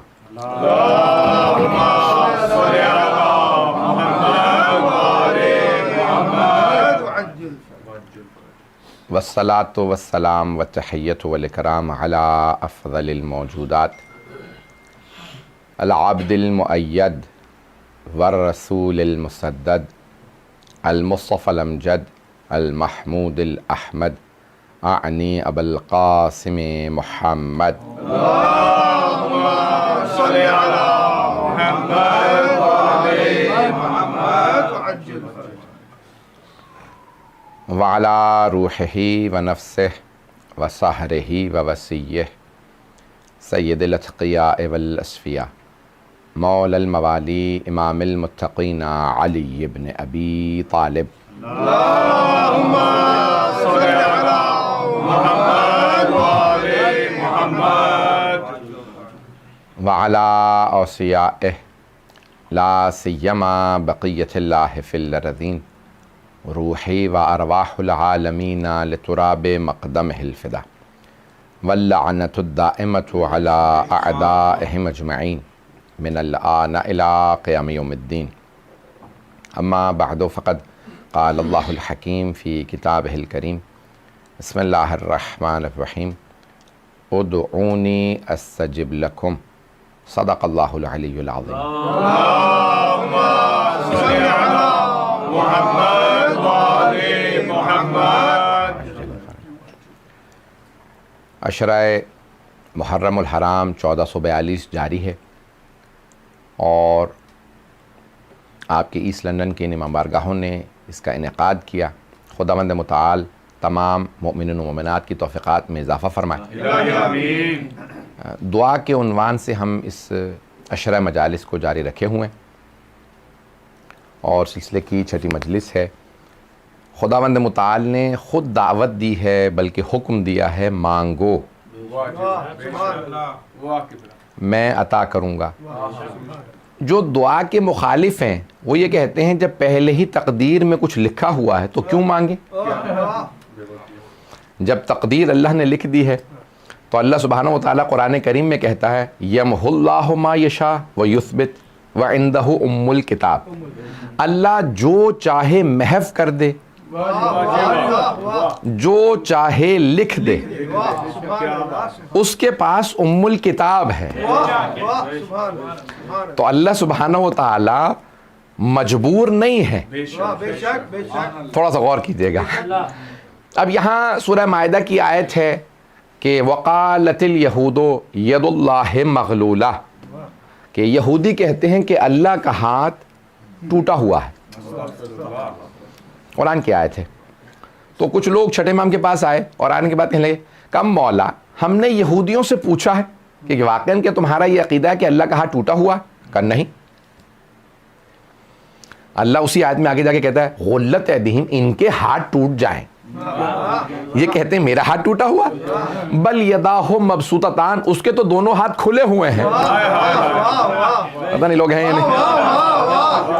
اب اہل بیت سے پوچھا گیا یہ اللہ کے دو ہاتھ کیا ہیں؟ مولا نے کہا اس کا جسم نہیں ہے تو اس کے دو ہاتھ کا اس کا علم و قدرت. اس کے دو ہاتھ ہیں علم و قدرت. تو کہا اللہ کہہ رہا بل یداہ مبسوطتان اللہ کے تو دونوں ہاتھ کھلے ہوئے ہیں. اور توحید صدوق کے اندر ہے جب پوچھا چھٹے امام سے کہا مولا اللہ نے قرآن میں کہا عین اللہ اللہ کی آنکھ ید اللہ اللہ کا ہاتھ لسان اللہ اللہ کی زبان اذن اللہ اللہ کا کان. تو کیا اللہ جسم ہے؟ کا نہیں. بھئی ہمارا دوسروں والا عقیدہ نہیں ہے کہ روز قیامت جہنم کہے گی حل من مزید، کہ اور ہے مزید، تو اللہ اپنا الٹا پاؤں جہنم میں ڈال دے گا تو کہے گا اب تیرا پیٹ بھر گیا. نہیں، یہ ہمارا عقیدہ نہیں، اللہ کا جسم نہیں ہے. تو اب توحید صدوق میں، کتاب توحید جس کا انگریزی ترجمہ میں نے کیا، اس لیے ذمہ داری سے بتا رہا ہوں، 9 سال لگا کے ترجمہ کیا ہے. تو اب توحید صدوق میں پوچھا چھٹے امام سے کہ مولا یہ اللہ نے جگہ جگہ قرآن میں اعضاء بتائے ہیں، اللہ کی آنکھ، اللہ کی زبان، اللہ کا ہاتھ، ید اللہ فوق ایدیہم، اللہ کا ہاتھ ہر ہاتھ سے بالا تر ہے. تو دوسروں سے پوچھے بھئی اللہ کا ہاتھ ہر ہاتھ سے بالا تر ہے کیا مطلب؟ کہ روز قیامت جب سب ہاتھ اٹھائیں گے سب سے اوپر اللہ کا ہاتھ ہوگا. آپ لوگ تو ایسے ہنسے جیسے خدا نہ کرے میں کہہ رہا ہوں، تو میرا نہیں ہے، یعنی بہت سے مسلمانوں کے ایسے نظریات ہیں. تو اب چھٹے امام سے پوچھا کہ مولا کیا مطلب ہے اس کا کہ اللہ کا ہاتھ ہر ہاتھ سے بالا تر ہے؟ تو کہا قدرت الہی، اللہ کی قدرت ہر طاقت سے بالا تر ہے. تو کہا مولا یہ اعضاء کیوں اللہ نے گنوائے؟ کہا اللہ نے کچھ مخلوقات ایسی خلق کی ہیں جن مخلوقات کو اللہ کہتے ہیں یہ ہے میری آنکھ، یہ ہے میرا ہاتھ، یہ ہے میرا کان، یہ ہے میری زبان.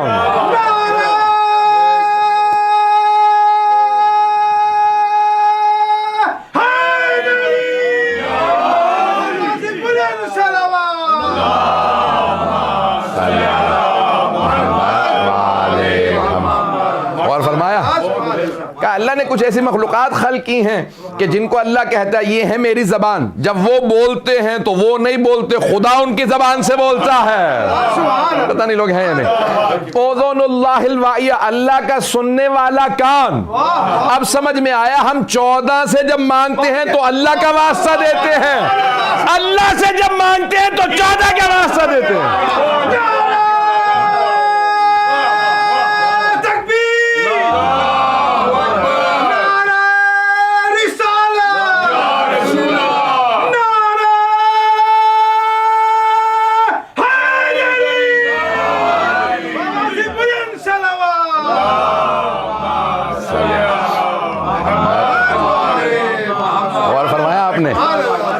عزیزان گرامی یہ نظام ہے.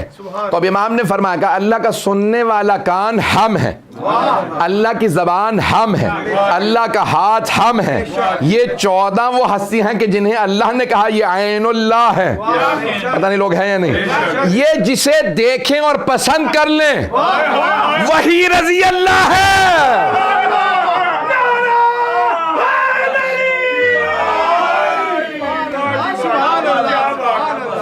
تو اللہ سبحانہ و تعالی عزیزان گرامی یہ اعضاء جو اللہ نے گنوائے، اللہ کا سننے والا کان، دیکھنے والی آنکھ، بولنے والی زبان. جب علی بولے تو اللہ کے لہجے میں بول رہے ہیں.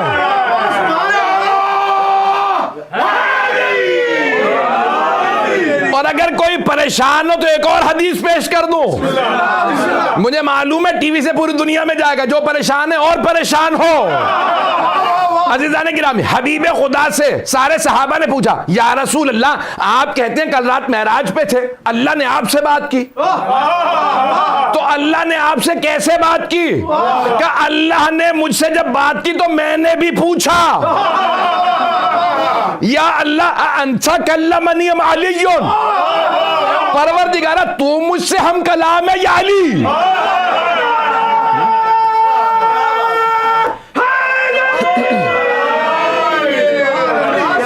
اللہ سبحانہ و تعالی نے فرمایا انا کلمتک. دل بولا علی بولا علی بولا نعرہ حیدری.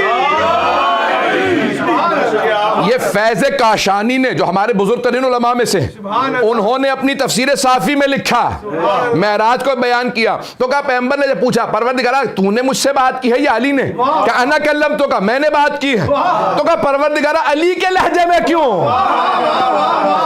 پروردگارہ جب خالق تو مجھ سے ہم کلام ہے تو علی کے لہجے میں کیوں؟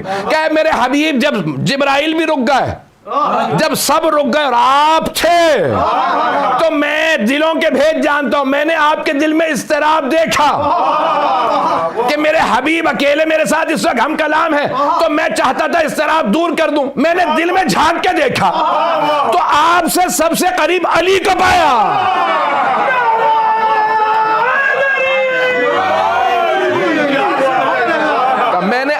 میں سب سے قریب علی کو پایا، اس لیے میں نے علی کے لہجے میں کلام کیا۔ بھائی پتہ نہیں لوگ ہے یا نہیں ہے۔ تو اب یہاں حبیب خدا صحابہ کو بتا رہے ہیں، میں آپ کی دعاؤں کا محتاج ہوں۔ تو ایک مرتبہ وہاں پہ جناب صحابہ کرام سے اللہ کے رسول نے فرمایا کہ اللہ نے مجھ سے علی کے لہجے میں بات کی، میں نہیں کہہ رہا۔ تو اللہ کی زبان وہ جو اللہ کے لہجے میں بات کرے، جو دیکھ کے پسند کرے اسے رضی اللہ بنا دے، جس پہ غضبناک ہو اسے لعنت اللہ علیہ۔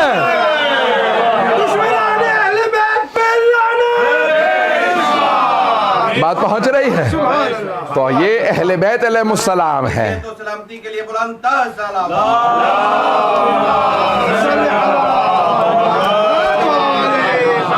بات پہنچ رہی؟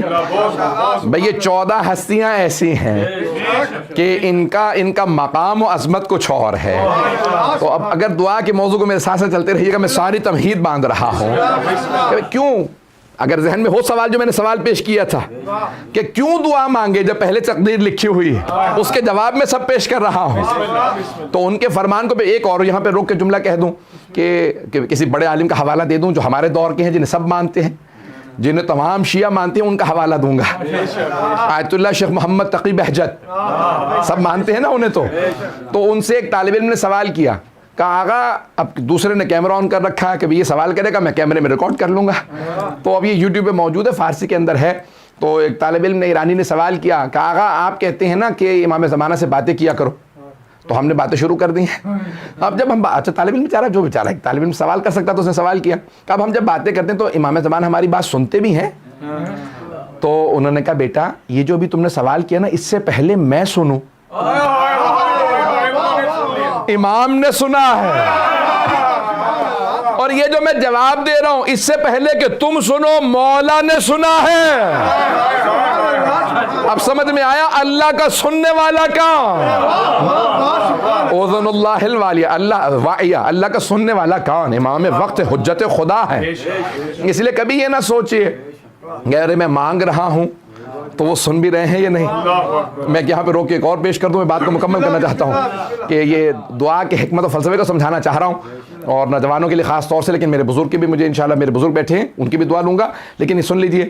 کسی نے ظاہراً امام علیہ نقی علیہ السلام کے لیے لکھا، کسی سے کہا آپ بھی جا رہے ہو؟ کہاں جا رہے ہو؟ کہ میں مولا سے ملنے سامرا جا رہا ہوں۔ کہا ملو تو کہنا میں بڑا پریشان ہوں، مولا سے کہنا میرے لیے دعا کر دیں۔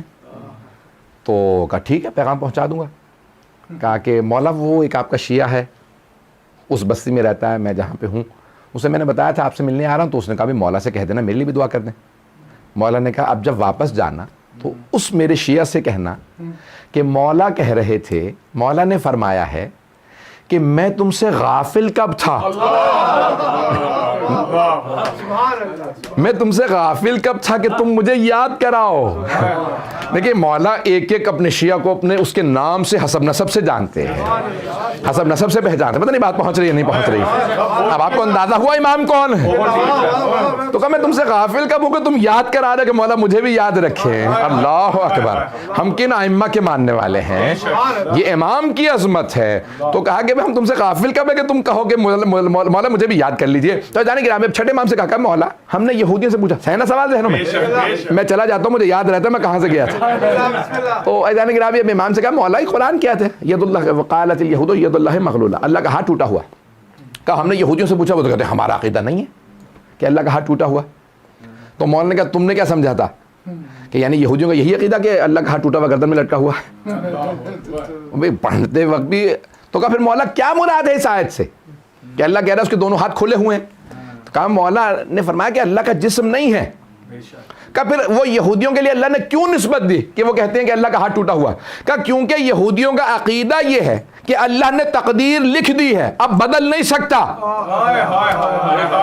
پتہ نہیں لوگ ہیں یا نہیں؟ اللہ نے تقدیر لکھ دی ہے، اب بدل نہیں سکتا۔ کہ جس نے تقدیر لکھی ہے وہ بدل نہیں سکتا۔ یمحو اللہ ما یشاء ویثبت وعندہ ام الکتاب۔ امام نے کہا اس آیت میں جواب ہے، کبھی نہ کہنا ہمیں قرآن کافی ہے،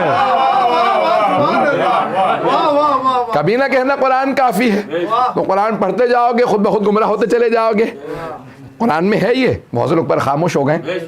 سورہ بقرہ کے اندر ہے, آیت نمبر 27 کے اندر ہے کہ وہاں پہ اللہ ارشاد فرماتا ہے, 27-28 آیات پڑھیں گے 28 کے اندر, کہ وہاں پہ لکھا ہوا ہے کہ بہت سے لوگ قرآن پڑھتے ہیں, یہدی بہ کثیرا و یضل بہ کثیرا, بہت سے ہدایت پا جاتے ہیں, بہت سے گمراہ ہو جاتے ہیں قرآن پڑھ کے.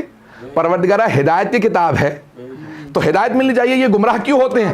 اللہ اگلی آیت میں کہتا ہے وما یضل بہ الا الفاسقین, قرآن پڑھ کے کوئی گمراہ نہیں ہوتا سوائے ان کے جو پہلے ہی فاسق ہو. پتہ نہیں لوگ ہے یا نہیں.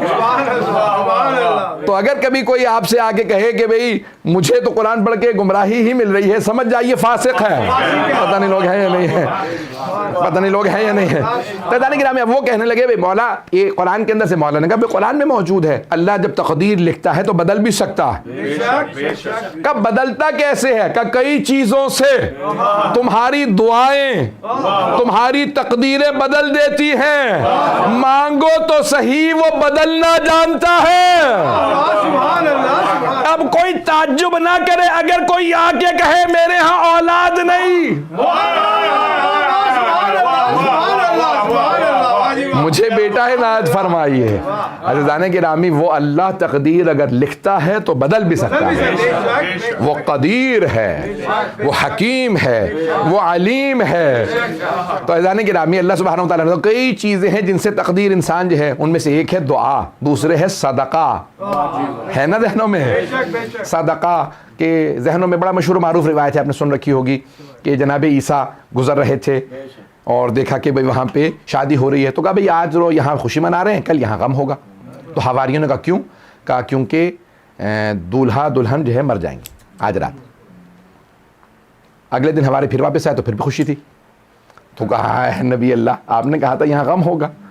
تو کہا پروردگارہ تو نے مجھے خبر دی تھی. کہا ہاں, جا کے دیکھو گے تو دولہا دلہن کے بستر تلے ایک سانپ ہے, اس نے انہیں ڈسنا تھا لیکن انہوں نے صدقہ نکال دیا تھا. میں نے اس سانپ کو مہلت ہی نہیں دی کہ وہ ڈس سکے. پتہ نہیں لوگ ہیں یا نہیں ہے, پتہ نہیں لوگ ہیں یا نہیں ہے. تو دعائیں صدقات تقدیر بدل سکتے ہیں. ارے جب دعا تقدیر بدل سکتی ہے, صدقہ خیرات تقدیر بدل سکتا ہے.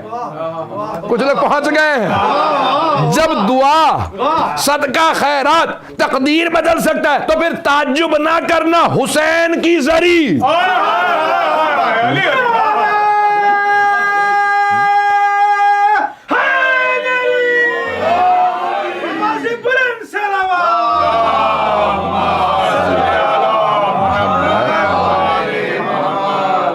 میں پورا خون جگر دے رہا ہوں آپ کی خدمت میں. یہ کیسے کوئی تعجب کرے کہ حسین کی زری تقدیر نہیں بدل سکتی, زری پہ جاؤ تو صحیح.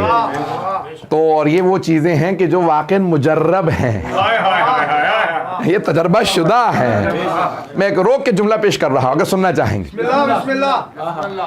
بہت بڑے ہمارے عالم دین گزرے ہیں, سید شرف الدین عاملی لبنان کے عالم دین تھے, بہت بڑے. ان کی مناظرے پہ بہت کتابیں, النص والاجتہاد, المراجعات, اردو میں بھی ترجمہ ہیں, دین, مکتب اہل بیت, اور مناظرے پہ کتابیں ساری, اور بہت کتابیں لکھی. مسائل فقہ, فقہ جعفری کے انہوں نے دفاع میں بہت مناظرے کیے اور لاکھوں لوگ شیعہ کیے. قوم مقدس میں اکثر جو مصر کے جامعۃ الازہر کے پڑھے ہوئے شیعہ ہوتے تھے وہ کہتے تھے کیسے, تو کہتے تھے ان کی کتابیں پڑھ کے شیعہ ہوں. تو بہت مضبوط تھے, اللہ نے بڑی توفیق دی تھی. سید شرف الدین عاملی, موسوی عاملی, جبل عامل کے رہنے والے, تو اس لیے عاملی کہا جاتا تھا. تو 20ویں صدی میں ہمارے دو علماء مراجوں نے آل سعود کے زمانے میں حج میں نماز پڑھائی.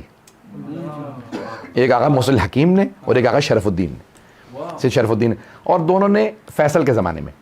تو فیصل بہرحال اس نے, بعض علماء نے نقل کیا کہ آقا حکیم سے کہا تھا کہ میں جنت البقیع بنوا دوں گا, پھر اس کے بعد بھائیوں نے ہی اس کے امریکہ سے مل کے قتل کروا دیا. بہرحال اب یہ جا رہا ہے تو بہرحال فیصل نے بلایا, کبھی بلائے میں ملنا چاہتا ہوں. تو آقا شرف الدین موسوی, ان کا بہت نام تھا, کتابیں ان کی چھپ گئی تھیں, ان کا بہت چرچا ہو گیا تھا. جب گئے تو کہنے لگے کہ پہنچے. اب بادشاہ, آپ کو پتا ہے بادشاہ کتنے پڑھے لکھے ہوتے ہیں, کچھ زیادہ میں کچھ نہیں کہنا چاہتا. ہاں, تو اب جتنی تعلیم ہوتی ہے آج کل تو صدر اور وزیر اعظم بھی ایسے ہی آ رہے ہیں. تو لیکن بہرحال اب بادشاہ زیادہ ایجوکیٹڈ نہیں, وہ پیسہ باپ دادا بادشاہ تھے تو بادشاہ بن گیا.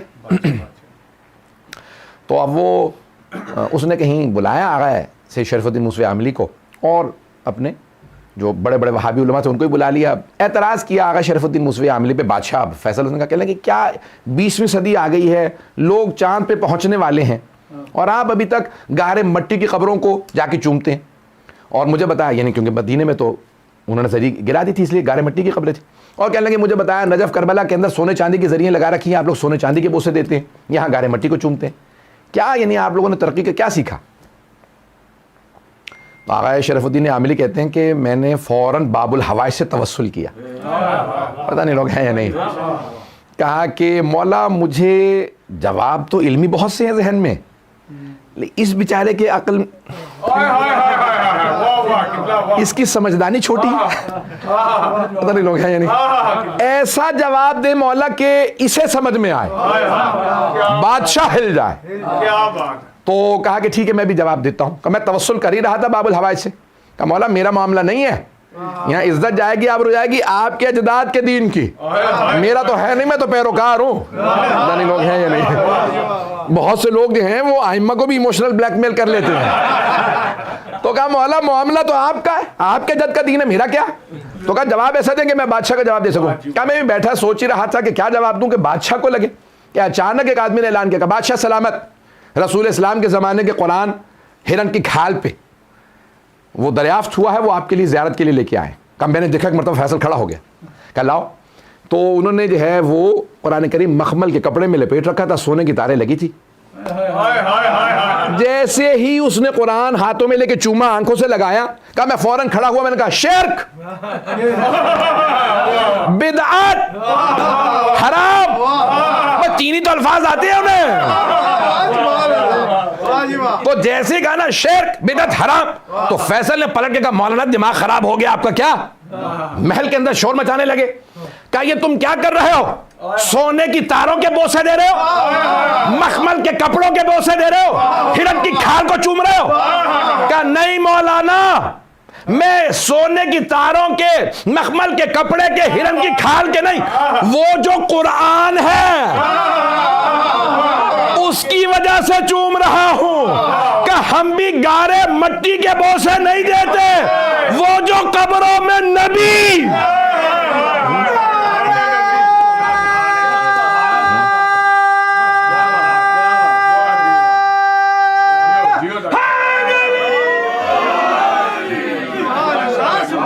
کہا وہ جو قبر مطہر میں نبی و آل نبی ہیں, ہم ان کی وجہ سے بوسے دیتے ہیں. کہا کچھ دیر کے لیے بالکل سٹپٹایا, خاموش ہو گیا. کہا اس سال اپنے مفتی اعظم سے کہنے لگا, مفتی اعظم تو سمجھتے ہیں نا, پاکستانیوں سے بہتر کون سمجھے گا. تو اپنے مفتی اعظم سے کہا کہ بھئی اے عبداللہ بن باز سال, تم نہیں یہ نماز پڑھائیں گے. کہا انہوں نے ایسا جواب دیا کہ دل کو لگ رہا ہے کہ آج قرآن آ جائے اور جو صاحب قرآن ہو, پتہ نہیں لوگ ہیں یا نہیں, جو صاحب قرآن ہو اسے نہیں چومو گے, اور جو وارث قرآن ہو.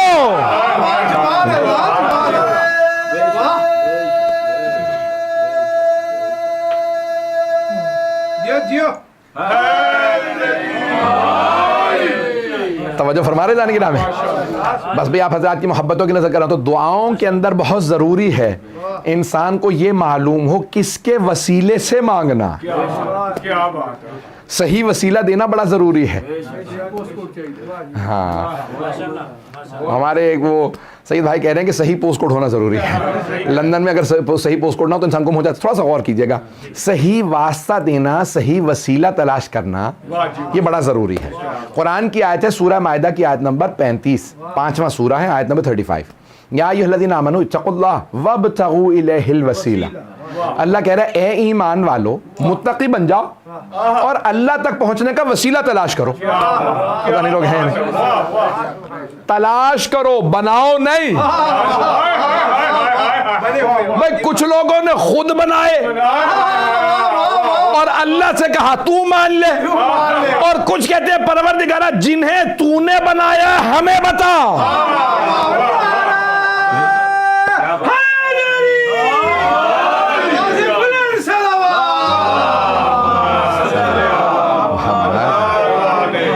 پہنچ گئے ہیں. مجھے نہیں معلوم سب پہنچے ہیں یا نہیں پہنچے. بھائی میں تھوڑی سی اور وضاحت کر دیتا ہوں. میں قرآن کے اندر آیت ہے کہ جب اگر اے میرے حبیب یہ جو بت پرست ہے نا ان سے اگر آپ پوچھیں گے بتوں کی پوجا کیوں کرتے ہو تو یہ کہیں گے ہاں اولئک شفاعنا الی اللہ, یہ اللہ تک ہمارے شفیع ہیں, شفاعت کرنے والے ہیں. بت پرستوں نے خود ہی بت بنائے, خود بنائے اور کہا پروردگارا انہیں مان لے یہ تجھ تک پہنچنے کا وسیلہ ہے. بھئی ایک بات واضح ہو گئی, سب وسیلے کو مانتے ہیں, مشرک بھی موحد بھی, فرق یہ ہے کچھ خود بنا کے مانتے ہیں. میں الفاظ پلٹ کے کہہ دوں, کچھ خود ساختہ وسیلے مانتے ہیں, کچھ خدا ساختہ وسیلے مانتے ہیں. خوشنودی امام زمان بلند تر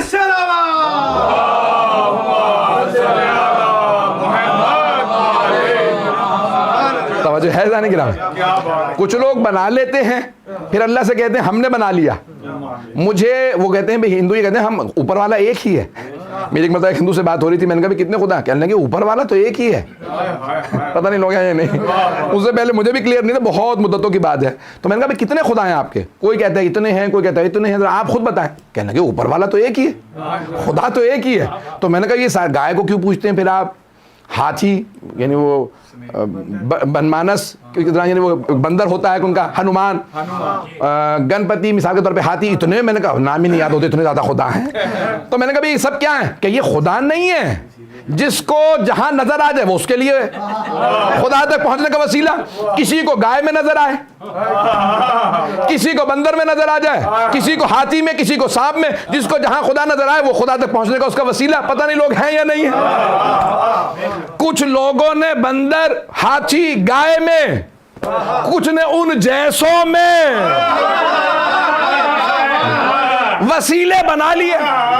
ہم خود بنا کے نہیں, پروردگارہ تو نے جسے بنایا تو بتا. ہم تو یہ کہتے ہیں محمد کو بھی بنانے کا حق نہیں, بتانا ضروری ہے. انہوں نے یہ نہیں کہا غدیر میں علی کو بنا رہا ہوں, میں بتا رہا ہوں بنایا اللہ نے ہے.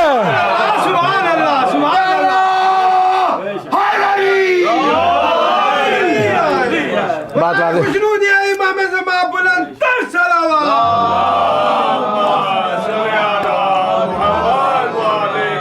بات واضح ہو رہی ہے عزیزان گرامی. اس لیے ہم کہتے ہیں خود نہ بناؤ. اچھا پھر ایک اور بات, جسے انسان بناتا ہے نا تو اس کی سب سے بڑی جو برائی ہوتی ہے وہ یہ ہوتی ہے کہ وہ انسان ہی کو خوش کرنے کی کوشش کرتا رہتا ہے. نہیں پہنچا سکا, بات پہنچ گئی. میں مثال کے طور پہ آپ لوگ مجھے کوئی منصب دے دیں, عہدہ دے دیں, میں ہمیشہ دیکھوں انہوں نے بنایا, کہیں ایسا نہ ہٹا دیں. وہ لوگوں کو خوش کرنے کی کوشش کرے گا. کبھی یہ شریعت میں سے نکال دے گا, کبھی وہ نکال دے گا, کبھی یہ ڈال دیا, کبھی پتہ نہیں لوگ ہیں یا نہیں. جس کو لوگوں نے بنایا وہ لوگوں کو خوش کرے گا, جسے خدا نے بنایا ہے وہ ہمیشہ خدا کو خوش کرے گا. وہ پھر پرواہ نہیں کرے گا سامنے کون آ رہا ہے. بات پہنچ رہی ہے. وہ کہے گا پروردگارہ تیری خوشی کی خاطر رضن بقضائہ و تسلیما لامرہ. میدان گرامی, اوروں میں اور آل محمد میں بڑا فرق ہے. بات واضح ہو گئی ہے. تو اس لیے دعاؤں میں بڑا ضروری ہے کہ وسیلہ صحیح ہو. میں دو یہاں پہ جلدی روایات پیش کروں گا اگر سننا چاہیں گے. تو اب یہاں پہ ایک مسیلمہ کذاب کا نام سنا ہوگا, جھوٹا دعویٰ کیا تھا اس نے نبوت کا. پیغمبر اسلام کے فوراً بعد ایک آدمی نے کہا بھی میں نبی ہوں. لوگوں نے کہا بھی رسول خدا نے کہا تھا میں آخری نبی ہوں. اس نے کہا نہیں میں ہوں. اچھا بھی دلیل کیا؟ کہا بھائی حالی اس کو کیا کیسے شکست دیں؟ تو کہا بھائی رسول خدا نے معجزہ دکھایا تھا, کہا تو معجزہ دکھا دے. اس نے کہا اچھا معجزہ کیا دکھایا تھا؟ ان کا رسول خدا نا نابینا کو ہاتھ لگاتے تھے بینائی آ جاتی تھی. اس نے کہا لے آؤ نابینا آدمی, میں اسے بینائی دے دوں گا. اب لوگ تلاش کرنے کے مدینے میں بھی کوئی نابینا تلاش کرو, تلاش کیا نابینا نہیں ملا. ایک کانا ملا. کانا سمجھتے ہیں, ایک آنکھ نہیں تھی. تو جیسے ہی وہ آیا اس نے ہاتھ رکھے, وہ دوسری آنکھ بھی چلی گئی. پتہ نہیں لوگ پہنچ رہے ہیں. اچھا بہت سے لوگ کہتے ہیں اس بیچارے کا کیا قصور تھا؟ قصور تھا جو ایرے غیروں کو مانے. بھئی جو اس قسم کے لوگوں کے پاس چلا جائے معجزہ دکھا دے, پتہ نہیں لوگ ہے یا نہیں. اسی لیے ہم کہتے ہیں جب آل محمد کا در لے لیا پھر در بدر کی ٹھوکریں نہ کھاؤ. بھئی ایسوں سے کیوں مانگتے ہو جو آل محمد سے لے کے دیں گے؟ آل محمد ہی سے مانگو. پتہ نہیں بات پہنچ رہی ہے نہیں پہنچ رہی. تو عزیزان گرامی اس لیے ہم آل محمد کو مانتے ہیں. شیعہ کا اصول یہ ہے کہ آل محمد جیسا کوئی نہیں ہے. تو عزیزان گرامی اس لیے ہمارا اصول یہ ہے. تو اب ہم بہت سے ایسے برادران جو ہے وہ کہنے لگے بھئی ان کا وسیلہ ان کا وسیلہ, کہیں نام لینا کسی کا مقصود نہیں, لیکن ہم کہتے ہیں کہ نہیں, آل محمد سے زیادہ مقام و فضیلت کسی کی نہیں. تو اب یہ بہرحال بہت طولانی ہے. علامہ مجلسی نے اپنی حق الیقین میں لکھا ہے, یہ مسائل کذاب بہت تفصیلی ہے, میں نے چھوڑ دیا. تو اور اس نے کہا بھئی اس کی بنا چلے گی. اس نے کہا ایک اور معجزہ پوچھ لو. تو کہا رسول خدا خشک کنویں میں لعاب دہن ڈالتے تھے, پانی سے بھر جاتا تھا. اس نے کہا ٹھیک ہے خشک کنواں دکھاؤ. تلاش کرنے لگے. انہوں نے کہا خشک کنواں تو کہیں نہیں ہے, ایک کنواں ہے جو پانی بہت کم ہے, وہیں لے چلو اسے. وہ اس نے جیسے تھوکا وہ بھی خشک ہو گیا. جب انسان جھوٹا دعویٰ کرے تو آبرو بھی جاتی ہے, پتہ نہیں لوگ ہیں نہیں, جھوٹے نبوت و امامت کے دعووں کی آبرو بھی جاتی ہے اور آخرت بھی جاتی ہے, پتہ نہیں لوگ ہیں نہیں. اچھا ایک اور بات کہہ دوں, لیکن جو آدمی فیصلہ کر لے کہ میں نے غلط کو ماننا ہے, یعنی میں اسی کے راستے پہ چلوں گا, تو اللہ ہدایت بھیجتا ہے لیکن زبردستی نہیں کرتا. پتہ نہیں لوگ ہیں یا نہیں ہیں. اللہ کی یہاں سے زبردستی نہیں ہے. اللہ کہ میں راستہ دکھاتا رہوں گا. میرا انا ہدیناہ السبیل اما شاکرا و اما کفورا. میں بہت بہت سخت باتیں کہہ رہا ہوں لیکن سن لیجیے گا. تو جانے گرامی اللہ کہتا ہے ہدایت بھیجنا میرا کام, لیکن ہدایت قبول کرنا تمہارا کام. تم میری ہدایت قبول کرو, میرا شکر ادا کرو, یا رد کر دو اور کافر بن جا. میں ہدایت بھیجتا رہوں گا, ماننا نہ ماننا تمہارا کام. جناب امیر اسی لیے مدینہ چھوڑ کے نہیں گئے تھے, پتہ نہیں لوگ ہیں یا نہیں. مسجد نبوی میں آتے رہتے تھے. بہت سے لوگ کہتے یا علی جب آپ ہمارے پیچھے نماز نہیں پڑھتے تو مسجد میں کیوں آتے ہیں؟ متا کیجئے. مولا نے کہا میرا حق زیادہ بنتا ہے کہ آؤں. مسجد چھوڑنی ہے تو تم چھوڑو, میں نہیں چھوڑوں گا, تاکہ لوگ یہ نہ کہیں ارے علی کو خلافت نہیں ملی مسجد بھی چھوڑ دی. پتہ نہیں بات پہنچی یا نہیں پہنچی. مولا پھر بھی آتے رہے. انہیں بھی محسوس ہو جاتا تھا کہ بھی اپنی قرات کر رہے ہیں, اس کا مطلب ہمارے ہم مسئلہ کہاں سے آیا یہ کہ اگر عادل نہ ہو تو اپنی تلاوت واجب ہے. مولا علی سے تو آیا, پتہ نہیں لوگ ہیں یا نہیں ہیں کہ بھئی کو فاسق اگر. اور یہ تو قرآن کی آیت ہے, یا ایھا الذین آمنوا لا تقدموا بین یدی اللہ ورسولہ. اے ایمان والو اللہ اور اللہ کے رسول پہ سبقت حاصل نہ کرو. یذھبوا ایمانکم وانتم لا تعلمون. تمہارا ایمان ضائع ہو جائے گا, تمہیں پتہ بھی نہیں چلے گا. کیا بات ہے, کیا نہیں میں پہنچا نہیں سکا. اے ایمان والو, اے ایمان والو اللہ اور اللہ کے رسول پہ سبقت حاصل نہ کرو, سبقت حاصل نہ کرو, تمہیں پتہ بھی نہیں چلے گا, ایمان ضائع ہو جائے گا. اب اگر کبھی کوئی مسلمان کہے نا کہ کسی کی خلافت پہ دلیل یہ ہے کہ اس نے پیغمبر کو نماز پڑھائی, تو کہنا اولاً تو پڑھائی نہیں, اور اگر پڑھائی ہے تو پھر بے ایمان ہو گئے.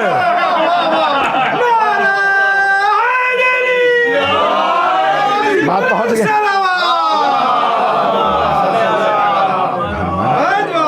بات واضح ہو گئی, میں نے جواب تو دے دیا ہے. عزیزان گرامی یہ پورا قرآن کریم اہل بیت علیہ السلام کی عظمت روشن کرتا رہے گا. آل محمد کا کردار قرآن کو روشن کرتا رہے گا. ہم قرآن و اہل بیت کا ماننے والے ہیں, تو اس لیے دعا کے بھی اصول ہیں. جب مانگنے آؤ تو اس انداز سے مانگو کہ انسان کی زبان نہ بولے آنسو بتائیں یہ مانگ رہا ہے, آنکھیں بتائیں کہ یہ کچھ مانگنے کے لیے بیٹھا ہے. میں اس پہ چند دن پہلے پیش کر چکا ہوں تو اس لیے آج نہیں پڑھوں گا. عزیزان گرامی یہ گریہ, یہ آنسو یہ بتاتے ہیں کہ انسان کیا مانگ رہا ہے, کیونکہ آج مختلف جگہوں پہ مختلف رسم ہے 6 کو یا 9 کو جناب علی اصغر علیہ السلام کی زیارت برآمد ہوتی ہے. اور دنیا بھر میں آپ جائیں گے تو جناب علی اصغر علیہ السلام کی مظلومیت خاص مظلومیت ہے. وہ کہتے ہیں سب سے بڑی دلیل مولا حسین کی مظلومیت کی حضرت علی اصغر ہے. سب سے بڑی دلیل. کیوں؟ کوئی بھی کہہ سکتا ہے کہ جناب عباس جب آئے تو لوگوں نے اس لیے حملہ کیا کہ شیر خدا ہیں، شیر خدا کے بیٹے ہیں.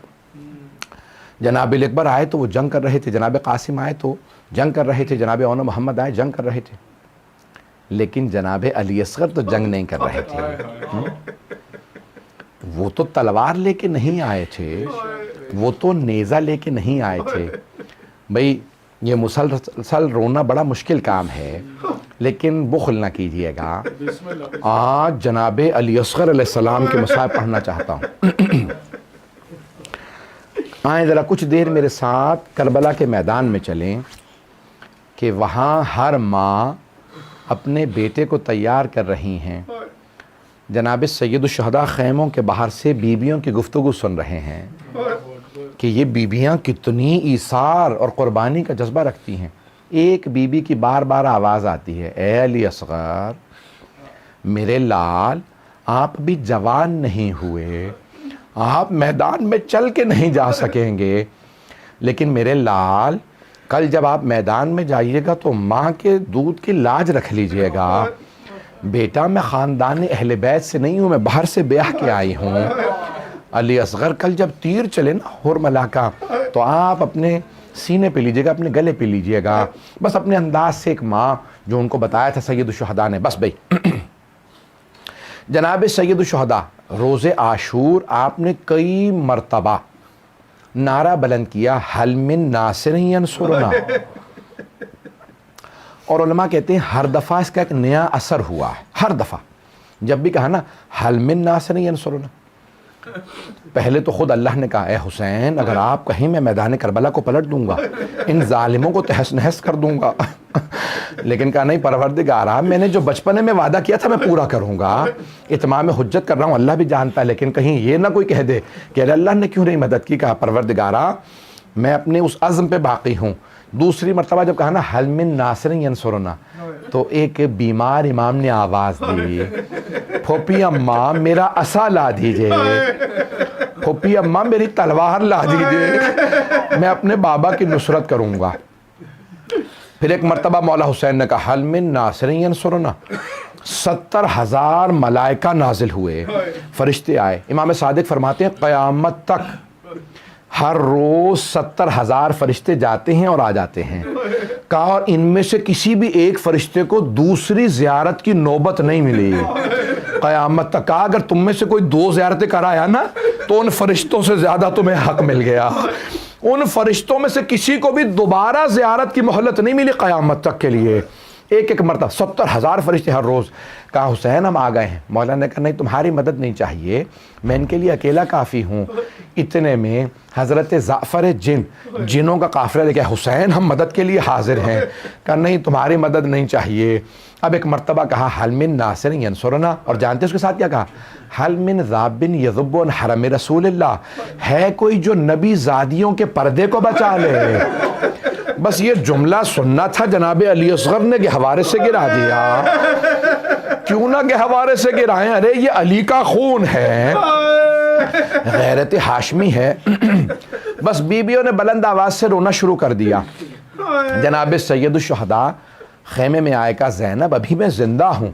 کہا بھیا بھی جب آپ نے کہا نا حل من ناصر ینصرنا، علی اصغر نے اپنے آپ کو گہوارے سے گرا دیا. مولا حسین نے ایک مرتبہ کہا رباب علی اصغر کو مجھے دے دیجئے. بس بھی 2 روایات ہیں، میں اپنے انداز سے بس ایک ہی روایت کو پیش کروں گا. تو ایک مرتبہ میرے ساتھ کربلا چلیے گا. کہا رباب آپ دوسرے خیمے میں چلی جائیے. جانتے ہیں نا ایک چھوٹا بچہ ماں کے سامنے تڑپے اور روئے، بڑا مشکل کام ہوتا ہے.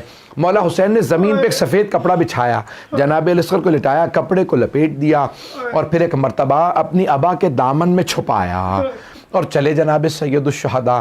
جیسے ہی چلے تو جناب مختار نے ابو خلیق سے پوچھا تھا. کہا ابو خلیق جناب مختار ہر دشمن سے جب بدلہ لینا چاہتے تھے نا تو پوچھتے تھے بتا کیا کیا تم نے کربلا میں؟ تو پوچھا اے ابو خلیق کبھی میدان کربلا میں رونا آیا؟ تو ابو خلیق نے کہا ہاں ایک مرتبہ، مجھے نہیں ساری فوج کو رونا آیا۔ جناب مختار نے کہا تمہیں بھی رونا ہے؟ کہا ہاں۔ کہا کب؟ کہا جب حسین ایک چھوٹا سا بچہ ابا کے دامن میں چھپا کے لائے تو کہا ساری فوج کہنے لگی لگتا ہے حسین قرآن لے آئے ہیں، کہ اب حسین قرآن کا واسطہ دیں گے مجھے پانی دے دو۔ تو کہا کیا تھا؟ کہا کہ حسین کا ایک چھوٹا سا بچہ تھا۔ کہا کہ جیسے ہی حسین ابن علی نے ابا کا دامن ہٹایا چھوٹا سا بچہ ہاتھوں میں تھا۔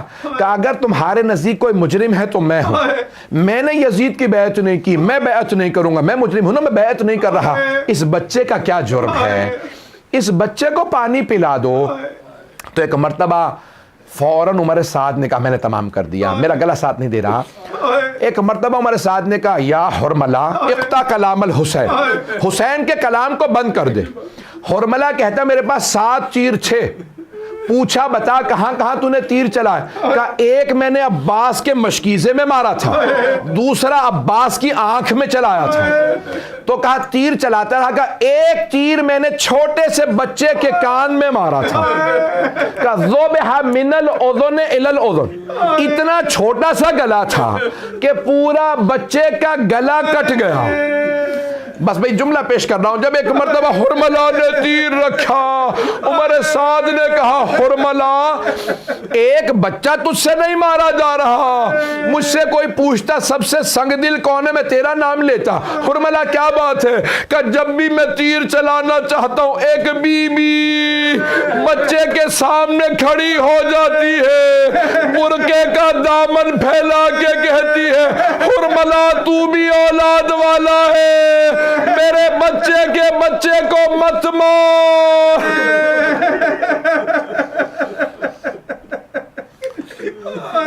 الا لعنت اللہ علی القوم الظالمین وسیعلم الذین ظلموا ای منقلب ینقلبون۔ بس بھئی اس سے پہلے کہ ماتم کے لیے کہوں 2 دعا کے جملے کہوں گا، ہاتھوں کو بلند کیجئے گا، ہر دعا مستجاب ہے۔ آج مظلوم کربلا کی مظلومیت کی دلیل کے مصائب ہیں نا، آپ کے گھروں میں بھی چھوٹے بچے ہیں، جانتے ہیں کیا کیا مولا حسین نے؟ ابا کے دامن میں چھپا لیا دوبارہ۔ اور کسی بھی شہید کربلا کے لیے مولا نے ایسا نہیں کیا جیسے جناب علی اصغر کے لیے، جانتے کیا کیا؟ 7 قدم آگے لیتے تھے، 7 قدم پیچھے لیتے تھے، اور رو رو کے کہتے جاتے تھے انا للہ و انا الیہ راجعون رضا بقضائہ و تسلیما لامرہ۔ میں سوچتا تھا مولا کیوں اتنی مرتبہ آپ نے 7 قدم آگے لیے 7 قدم پیچھے؟ تو پھر میرے دل نے گواہی دی کہ شاید مولا یہ سوچ رہے ہوں گے میں تو معصوم ہوں، میں نے برداشت کر لیا، میں رباب کو کیا بتاؤں گا کہ بیٹے کو کیسا پانی پلایا ہے۔ اجرکم اللہ۔ بس بھئی جب مولا آئے نا تو در خیمہ پہ ایک چھوٹی بی بی کھڑی تھی، بی بی نے سوال کیا بابا بھیا علی اصغر کو پانی پلا دیا؟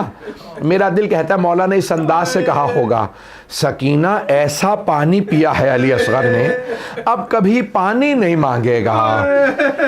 پروردگارا تجھے واسطہ ہے اس لاشے کا، میں ایک سخت جملہ کہنے والا ہوں مجھے معاف کر دیجیے۔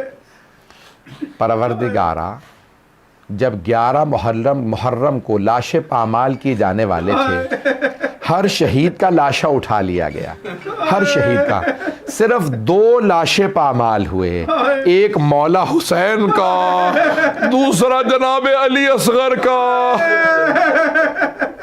پروردگارا واسطہ اس چھوٹے سے لاشے کا، ہم سب کو امام زمانہ کا ظہور دیکھنا نصیب فرما، دشمنان اہل بیت کو نیست و نابود فرما، داعش و طالبان کو غارت فرما، مؤمنین کی حفاظت فرما، بے اولادوں کو اولاد عنایت فرما، اولاد والوں کی اولاد کو نیک و صالح بنا۔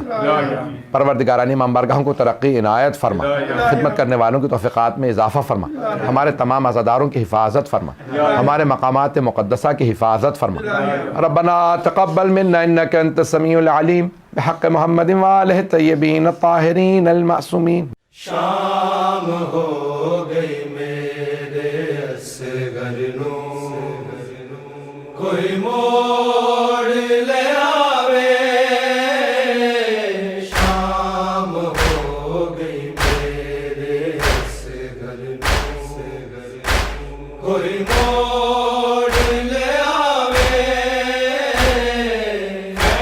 मेरे दर ते आके उजड़ी रुबाब रो रो, हाय मैंने पावे, शाम हो गई मेरे असगर कोई मोड़ ले आवे, शाम हो गई मेरे असगर कोई मोड़ ले आवे,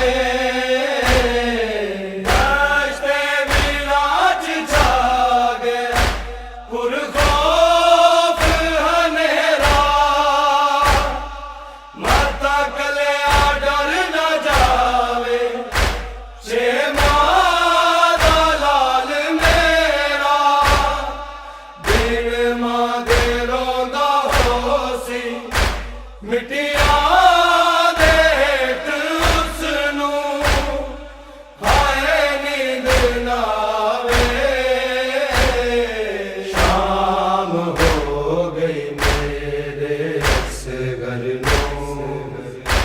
कोई मोड़ ले आवे, शाम हो गई मेरे असगर कोई मोड़ ले आवे, उजड़े ना कोई झोली किसे मां दी वांग मेरे, मावा दे लाल शाला अखियां दे रैन नेड़े, दुनिया ते है कदी भी पुत्रा दी मौत दा गम, किस्मत ना वखावे, शाम हो गई मेरे असगर कोई मोड़ ले आवे, शाम हो गई मेरे असगर कोई मोड़ ले आवे, मेरे दर ते आके उजड़ी रुबाब रो रो, हाय मैंने पावे, शाम हो गई मेरे असगर कोई मोड़ ले आवे, शाम हो गई मेरे असगर कोई मोड़ ले आवे, असगर दे चोले चुम के रोज दी सकीना, किनू लोरियां सुनावा, रही तेरी जिंदगी ना, दुनिया तो टुर गया है, तेरी बहन वीर ना हुन, किनू जाके खड़ावे, शाम हो गई मेरे असगर कोई मोड़ ले आवे, शाम हो गई मेरे असगर कोई मोड़ ले आवे,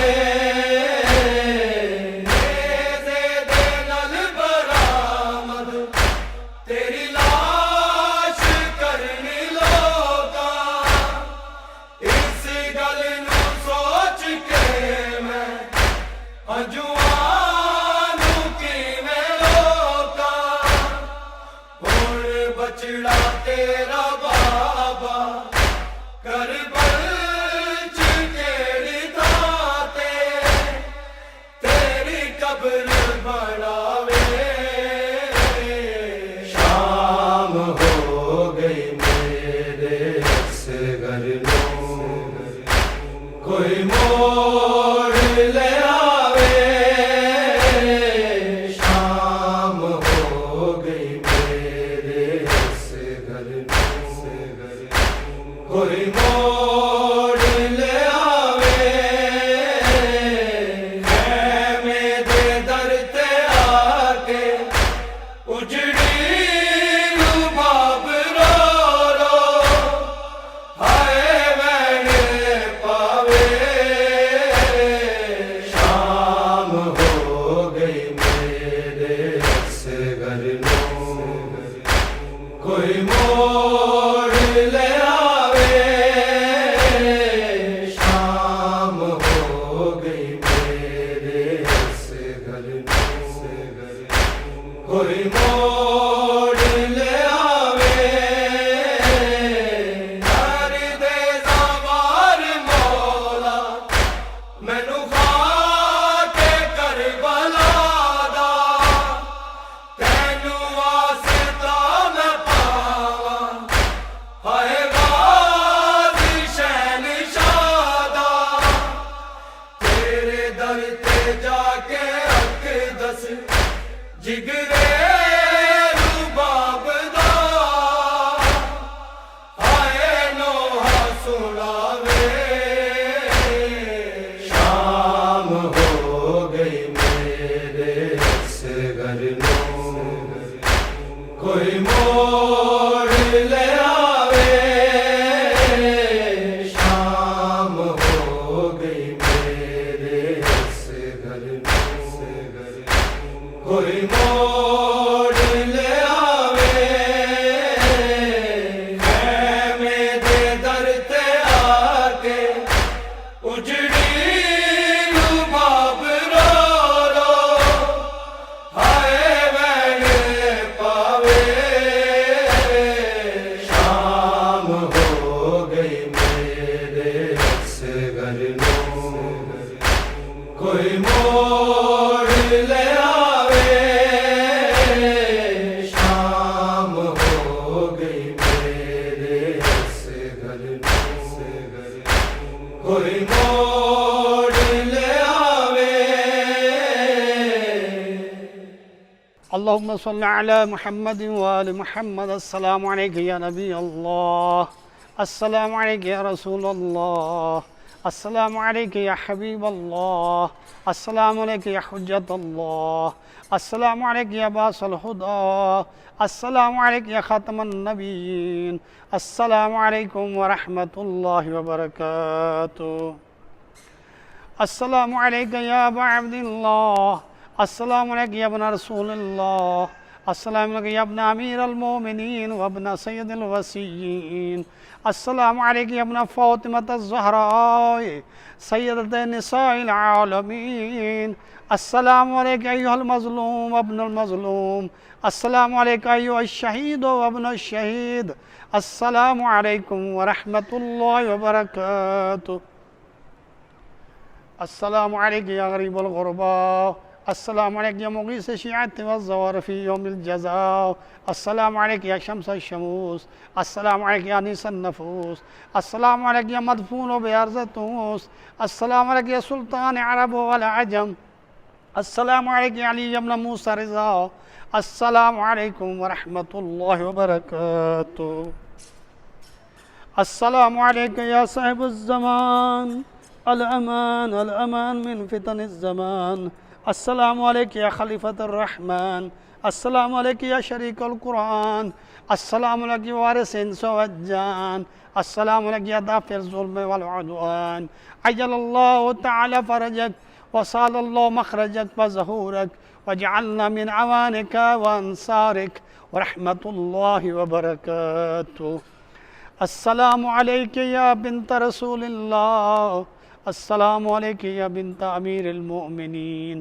السلام علیکم یا بنت الحسن والحسین، السلام علیکم یا بنت فاطمة الزہراء سیدۃ نساء العالمین، السلام علیکم یا بنت ولی اللہ، السلام علیکم یا اخت ولی اللہ، السلام علیکم یا عمت ولی اللہ، السلام علیکم یا بنت موسیٰ بن جعفر ورحمۃ اللہ وبرکاتہ، یا فاطمہ معصومہ اشفعی لنا فی الجنہ فإن لک عند اللہ شأنا من الشان، اللہم صل علی محمد وآل محمد وعجل فرجہ، اللہم صل علی محمد وآل محمد، بار الی محمد وآل محمد کا واسطہ، اے پروردگار تو کریم ہے، تو رحیم ہے، بار الی تجھے اپنی عظمت کا واسطہ، اے پروردگار تمام مومنین اور مومنات، بالخصوص جو یو کے مومنین اور مومنات ہیں، امامیہ مشن کے سکینہ ٹرسٹ کی طرف سے اور جو MCE میں ہیں، بار الی محمد والمن کا صدقہ تمام مومنین مومنات جو بھی دنیا سے کوچ کر چکے ہیں، بار الی ان کے صغیرہ کبیرہ گناہ معاف فرما، بالاخص تازہ مرحوم مولانا ظفر علی نقوی صاحب، بار الی محمد والمن کا صدقہ اس مرحوم کے صغیرہ کبیرہ گناہ معاف فرما، اور مرحوم کی کافی خدمات ہیں، بار الی ان کی خدمات کو، ان کی اعمال نیک کو اپنی بارگاہ میں قبول و مقبول فرما، ان کی مغفرت فرما، بار الی محمد والمن کا صدقہ انہیں اہل بیت کے ساتھ معشور فرما، اور ان کے لواحقین کو صبر جمیل کی توفیق عطا فرما، بار الی محمد والمن کا صدقہ جو مریض ہیں، بار الی تجھے اپنی عظمت اور جلالت کا واسطہ، تجھے امام سجاد کی بیماری کا واسطہ، بار الی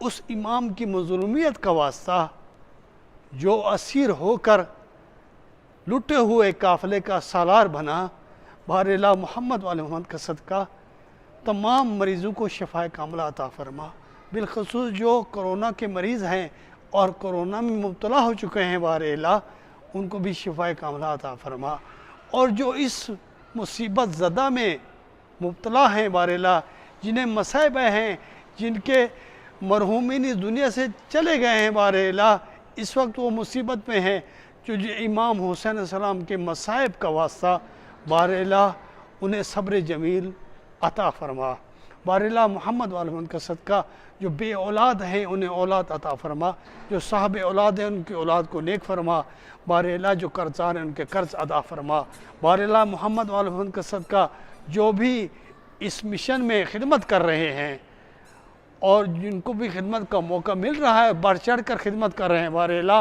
اس مشن حسینی میں انہیں کامیابی و کامرانی عطا فرما، ان کی زندگی کو طولانی فرما، ان کو حضرت نوح علیہ السلام کی زندگی عطا فرما، بار